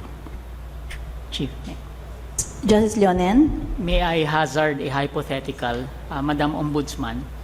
Based on the facts that you are aware of, and based on the evidence that gave rise to the facts, of the pending cases that are now filed against the former First Lady and the other officers of the Marcos era, had Ferdinand Marcos Sr. been alive today, would you think that your office would have included him as a co-accused or co-conspirator? Again, Definitely. I know this is a hypothetical. Yes, definitely, Your Honor, because Imelda's alleged intervention in financial transactions included the late President Marcos. So the only thing that saved him from prosecution Death. and possible conviction Yes. or liability in the civil forfeiture cases was the fact that he died. Yes, Your Honor. Madam Death extinguished his criminal liability, and if you will recall, I'm not going to mention a high government official who had just died recently, and the same fate of dismissal had to come in because he had already died. Madam Ombudsman, this question I know I can Google, but let me ask anyway. Yes, Your Honor. The President died, did the President die in the Philippines? And therefore, was it possible for the Philippine government to have jurisdiction over him as soon as he was ousted from power? Your question is first. My He question- died. Did he die in the Philippines? He Yes. died in the United States, And therefore- specifically in Hawaii. Would it have been possible after the ouster that the Philippine government would have taken jurisdiction over him in a criminal or civil case? Yes, because the crime was committed in the Philippines, Your Honor. In other words, Madam Ombudsman, because he was not here, would it have been possible to serve a warrant in Hawaii? Yes, Your Honor, it would have been possible. We would apply the conflict of laws Yes. doctrines. This was in, he died in 1989. Maybe. And, yes, at that time, was there any effort by the Ombudsman to serve warrants on the President? Your Honor, I assumed my position in 2011. Yes. So if there was no effort by my predecessors, I'll verify that when I go back to the office. Thank you, Madam Ombudsman, and again, congratulations on Thank you. your Thank you, Your award. Honor. There being no further questions, Thank Madam Justice Morales, you are requested to please just be alerted that if the hearings will continue and your presence is going to be continued to be requested, kindly make yourself available. I'll commit to that, Your Honor, and I'm not going to welch on it. Thank you and congratulations. Thank again. you. Justice De Castro. Congressman Colmenares, please.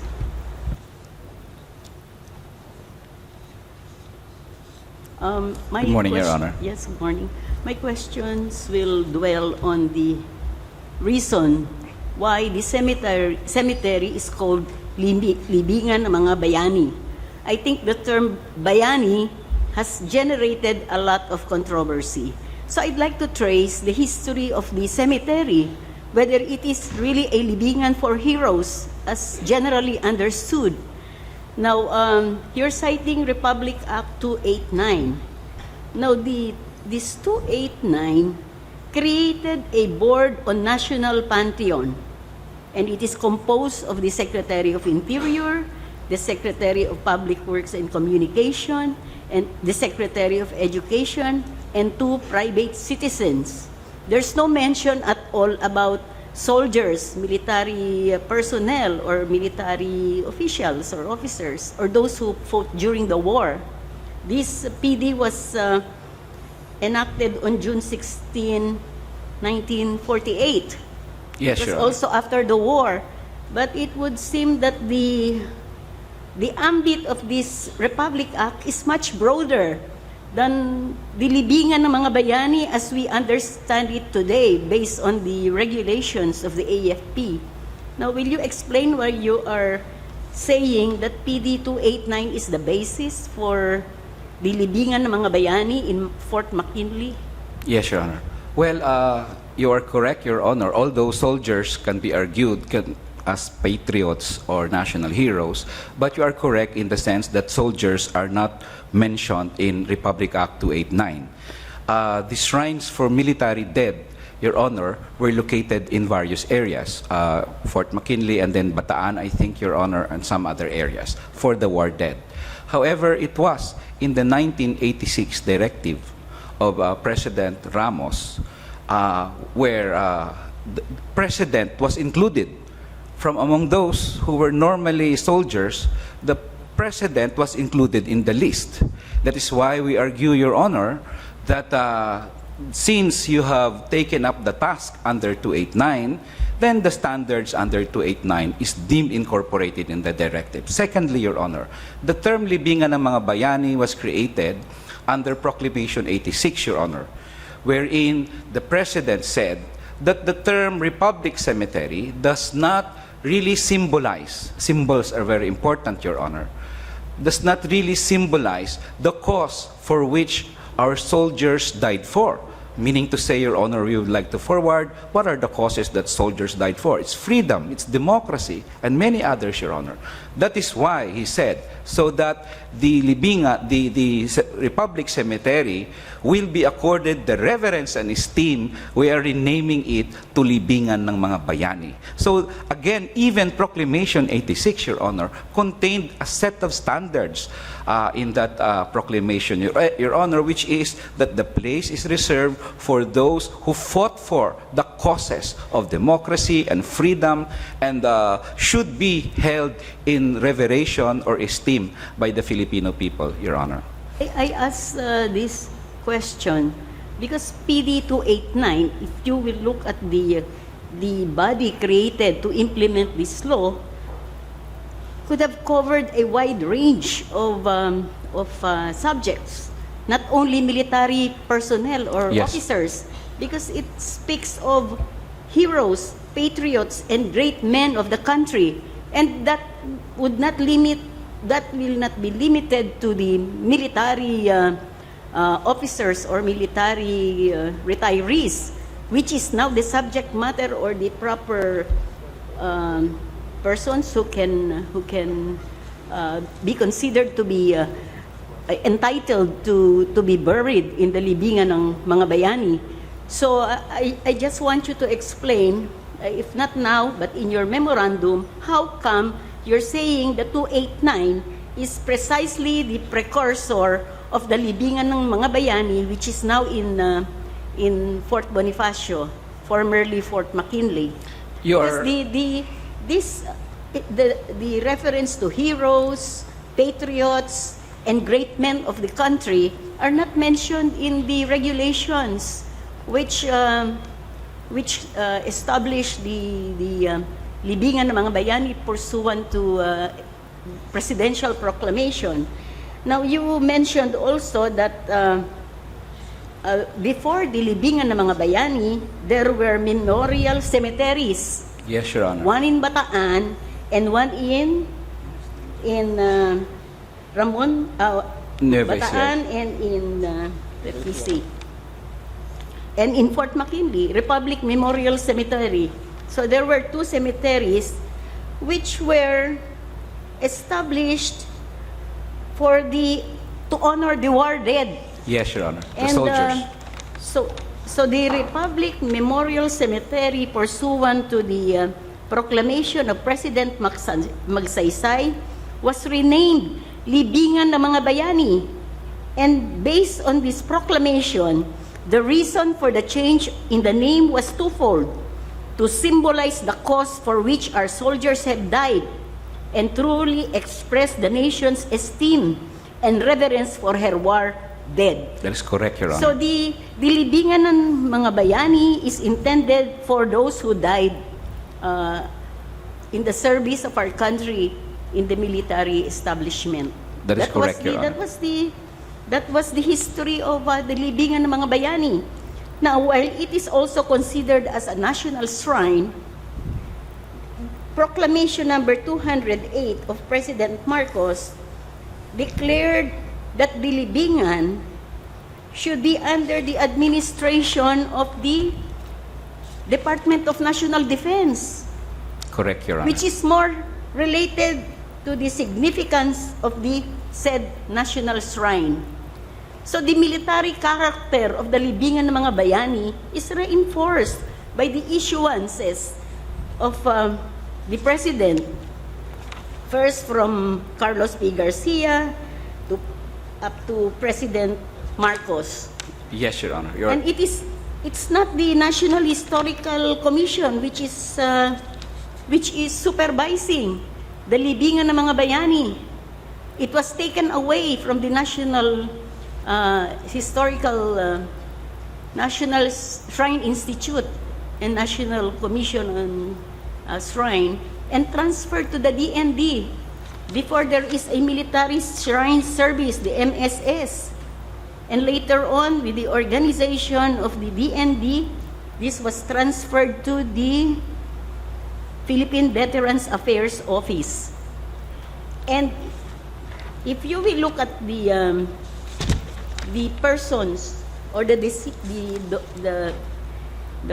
deceased persons who can be interned in the libingan ng mga bayani, these are mostly those who had connection with the military establishment.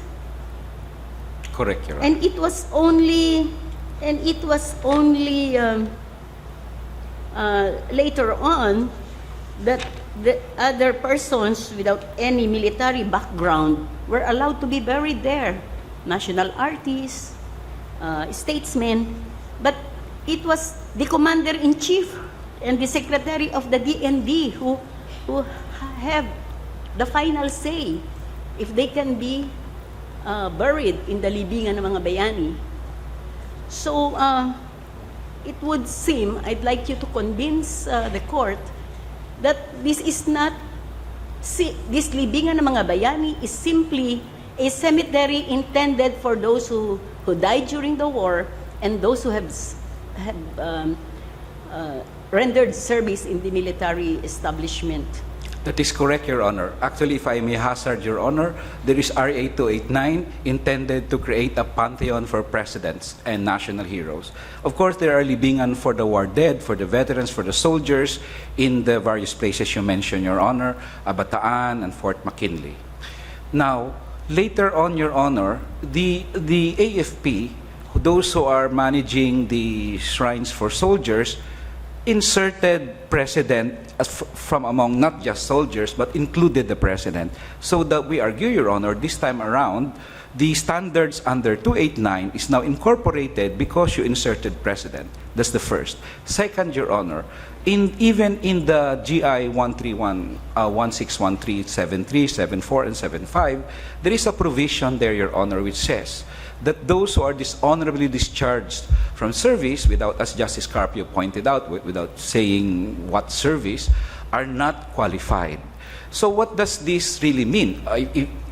It means, of course, that if you're dishonorably discharged, you're not qualified. But more than that, Your Honor, it also espouses a policy, Your Honor, which says, if you are dishonored, you cannot join the honored.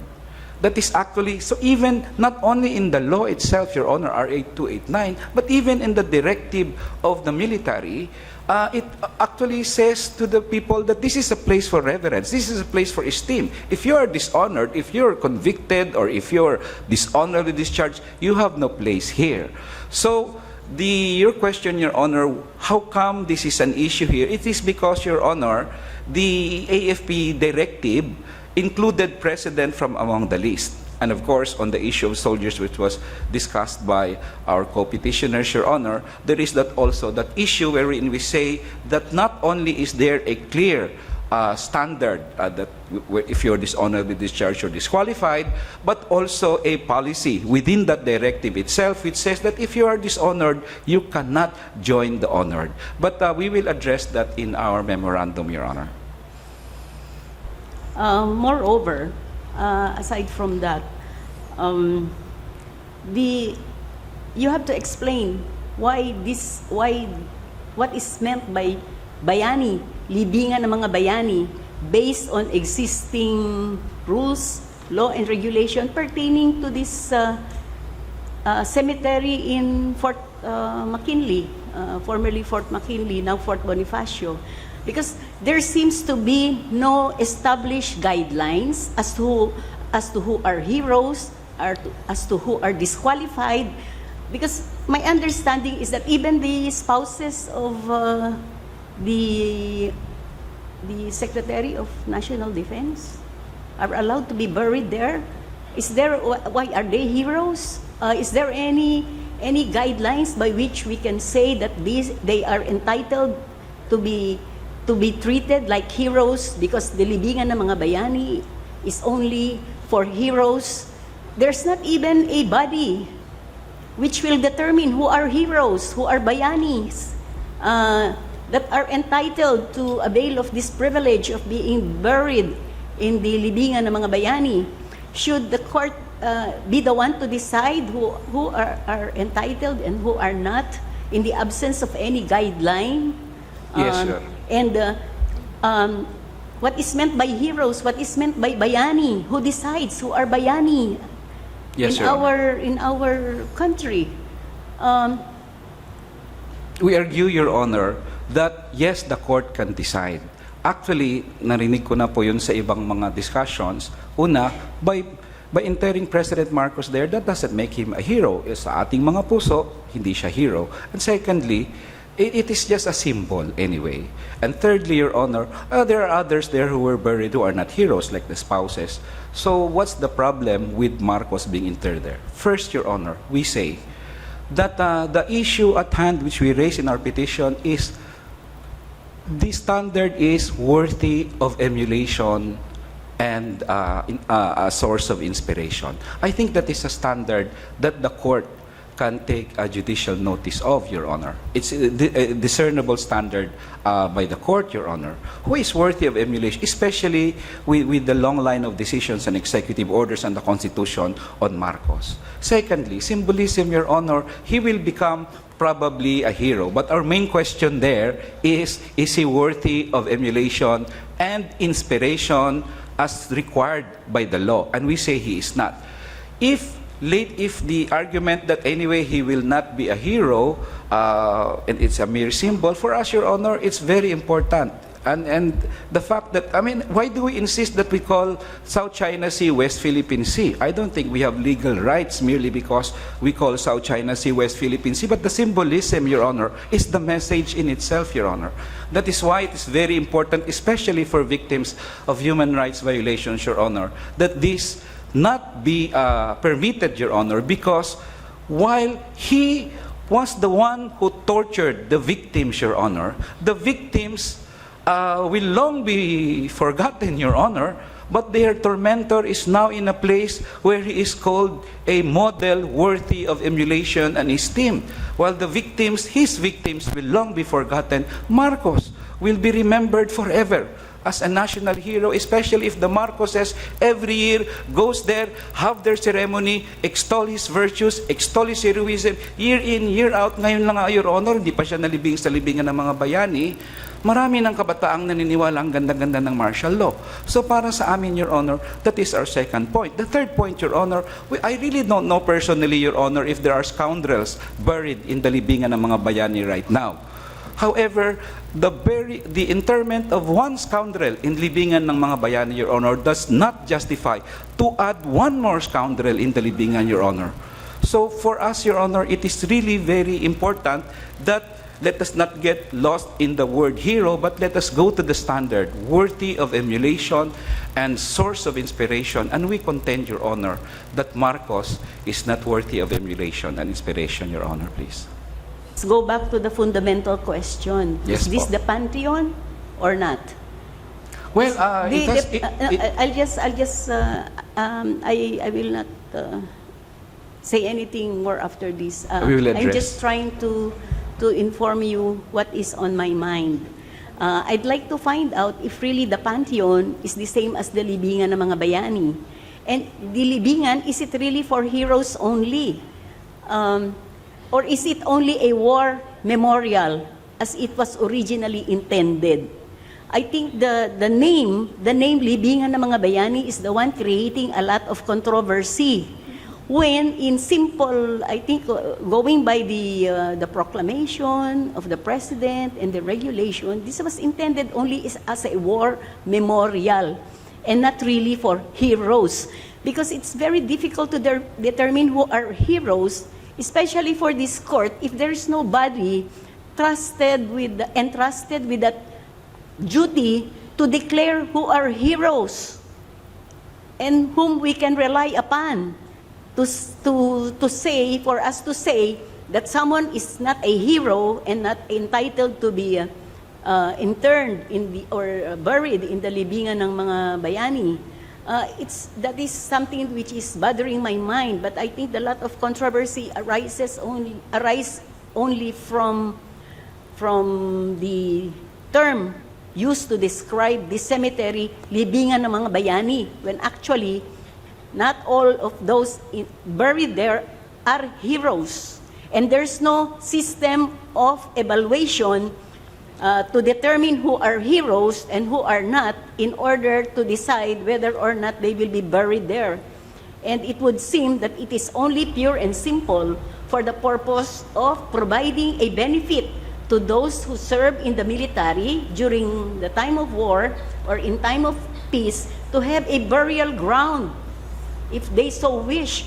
And that is precisely the main purpose of this libingan ng mga bayani, to honor our military officials or personnel who served the country during the war or even during peacetime. That's how I look at it. Even if I go over all these regulations, I cannot connect. I understand, Your Honor. It's a difficult task, Your Honor. It's for you now to convince us that this libingan is only for heroes. And Marcos, even if he was a military officer, even if he fought during the war, regardless of the issue as to how many medals he really was able to earn, but I think there is no dispute that he served as a third lieutenant, then a first lieutenant, then a colonel. Let's put aside being the president or commander-in-chief, but it would seem from the history, unless I am convinced otherwise, that this is the Pantheon mentioned in PD 289. I would think that the libingan ng mga bayani is not really for heroes. It is simply a war memorial, a cemetery for our deceased military officers. Yes, Your Honor. We will try to convince, our best to convince the court that those who are interred in the libingan ng mga bayani are worthy of emulation and source of inspiration, Your Honor. Thank you. That PD 289 is the precursor or the origin of libingan ng mga bayani. Connect PD 289 and the libingan ng mga bayani created by presidential proclamation. Yes, Your Honor. We will answer that in our memorandum, Your Honor. Thank you. Thank you, Congressman. I have no more questions to ask. Justice Perez will ask a few questions. Then we will break up for a 1-hour lunch. And then we will resume after an hour. And then resume with the questions from... Okay, Justice Del Castillo, Justice Peralta, Justice Leonen, and Justice Bersamin. Okay, in that order. So, Justice Perez. Thank you, Chief. I will take off from the questions of Justice De Castro. I am reading from the petition itself. Number 10, just the first petition, I think, by Mr. Ocampo. During the campaign period for the 2016 presidential elections, when candidate Rodrigo Duterte publicly announced that he will allow the burial of former President Ferdinand E. Marcos at the Libingan ng mga Bayani, he reiterated this public pronouncement, etc., etc., when he became president, without giving details, etc. Number 11, these pronouncements were met with opposition by various sectors, including victims or relatives of human rights, violations of torture, illegal arrest, arbitrary detention, disappearances and summary executions, etc., family members of the thousands who died, etc. In other words, the burial of the president of FM at the Libingan ng mga Bayani was an election issue, more than that, a contested election issue. It so happened that the promiser was elected. And the elected president said that he is implementing the election promise. And as such, there was this oral orders to General Visaya, to the people at the AFP. Pardon my question, but anyone from the counsels for the petitioner, how can the implementation of an election promise of an election president who we cannot convince ourselves otherwise was elected partly, wholly, or in any way connected with the election promise of the burial of FM? What is the effect of that? Is that not a decision by the sovereign people itself of all the issues that you now present before this court? You are going to say that what the electorate voted in favor of, we will now nullify? Yes, please. Thank you, Your Honor. Well, it is true, Your Honor, that it was a political promise. However, we still forward, Your Honor, that this is not a political question, Your Honor, merely because it was promised during the election. Otherwise, Your Honor, this honorable court will castrate itself, Your Honor, because President Duterte mentioned a lot of promises during the election. He promised to close down Congress. He promised that the entire Manila Bay will be full. Excuse me, Mr. Counsel, I'm not talking about the other promises. I'm talking about the yes, Your promises Honor. of burial of FM. Well, the one in charge on the procedural issue is Attorney Cortez. However, we would like to state, Your Honor, that merely because it was an election promise and the promiser was elected by the people, does not take out the justiciability of an issue, Your Honor. Especially since the promiser made a lot of promise which can be subject to judicial controversy before this court, Your Honor. So we would like to think, especially since he didn't even get a majority of the votes, Your Honor. So, but even if he did get a majority of the vote, I would not like to think that this court can be bound by the promises of elected public officials on the ground that that was a sovereign act which ousted this court from jurisdiction, Your Honor. So we can say that when the president says he is implementing, or he is implementing his election promise, that he is guilty of grave abuse of discretion? If of course, what he is implementing is antagonistic to the Constitution and the law. But if he is implementing an election promise, say, to increase wages or to have peace process, then of course that is not something that can be questioned. Can you not say that it was the electorate, the sovereign people itself, which allowed the burial of the president? I don't think so, Your Honor. Why and why so? The issues in that election was that President Duterte wanted to eliminate drugs and crime and corruption. Okay. And I think many Excuse me. There are 20 promises. A voter says, I am voting against Duterte because of this one promise of burial, and I say he is a scoundrel. And so he voted against Duterte. Unfortunately, Duterte won. Okay. This voter said, I am voting for Duterte because of his promise. I love FN. I want him to be buried in the libigan ng mga bayani. So he voted for Duterte. And Duterte won. Good for him. The one who voted for Duterte. This other guy is completely oblivious of this promise. I said, I'm going to vote for Duterte because of the other promises, including his drugs program, etc. I'm not considering as a factor in my selection this promise to bury Marcos. Is that not equivalent to saying that insofar as that issue is concerned, and we cannot deny it was an election issue, as stated by the petitioner, that he gave the president, that elector gave the president the full discretion. You decide whether to bury him or not. I will not say anything. It is not against my will. It is not an abuse of discretion as far as I'm concerned.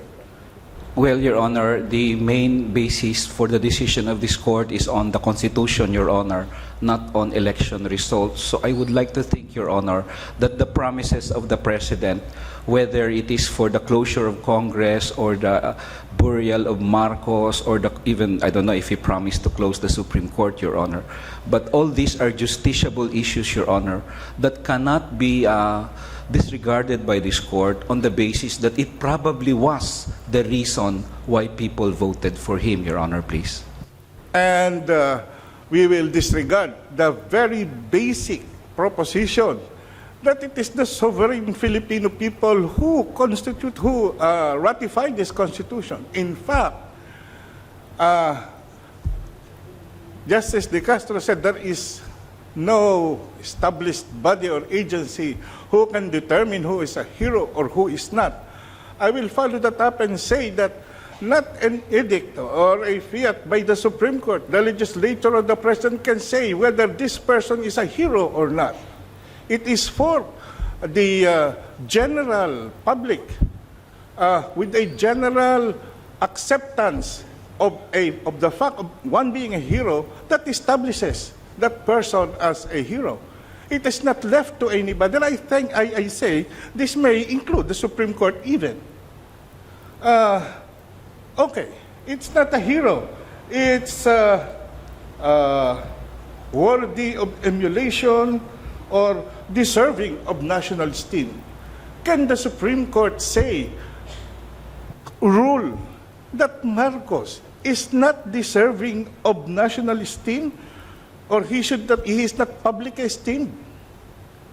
Yes, Your Honor. If we are able to convince the court that the Constitution's framework, Your Honor, as argued by Attorney Gutierrez, is actually anti-martial law, anti-dictatorial abuse, and pro-human rights, we'll try to convince the court that the various laws, the RA 289 and even Republic Act 10863, the Marcos Reparation Acts, and of course, Supreme Court decision. I just quoted the Manglapos where this honorable court said, well, he was a dictator for 20 years and he wrought havoc on the economy for 20 years. I think all this, Your Honor, the history, this can be taken judicial notice of by this honorable court, Your Honor, and that will already provide the standard on who deserves esteem and recognition and the emulation, especially emulation, Your Honor. And you are saying that those standards determined several decades ago is a permanent standard that cannot be changed. May I recite what I think was submitted by the Heritage Commission? A hero, I am reading from the petitioner's submission, is part of the people's expression. But the process of a people's internalization of a hero's life and works takes time, with the youth forming part of the internalization. Are you submitting that what was determined or the determination of the past must be the same determination today? And I link this to the what I said a while ago, the result of the elections. Well, the vote for Bongbong, of course, he lost. But you say public esteem. What consists of the public? All the petitioners?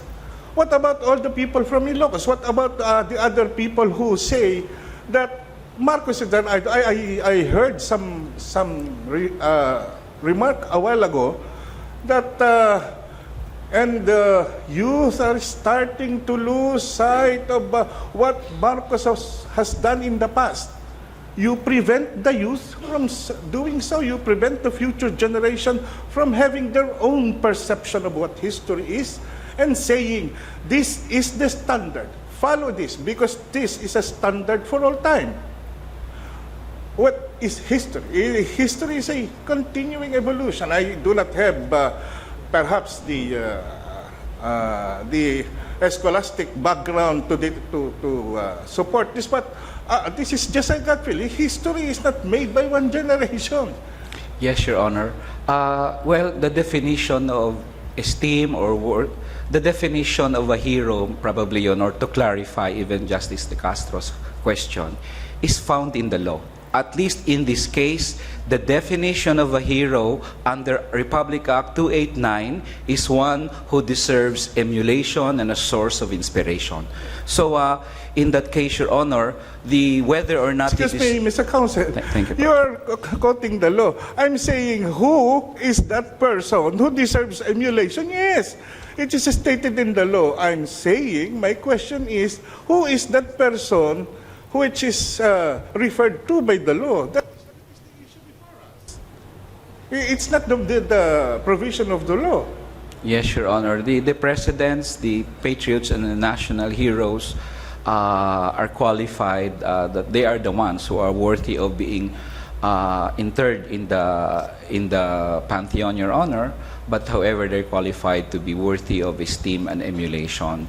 And you know, standards may change, but as of now, the standard is there, Your Honor, and a mere directive from the AFP regulation cannot amend the standard found in law, Your Honor.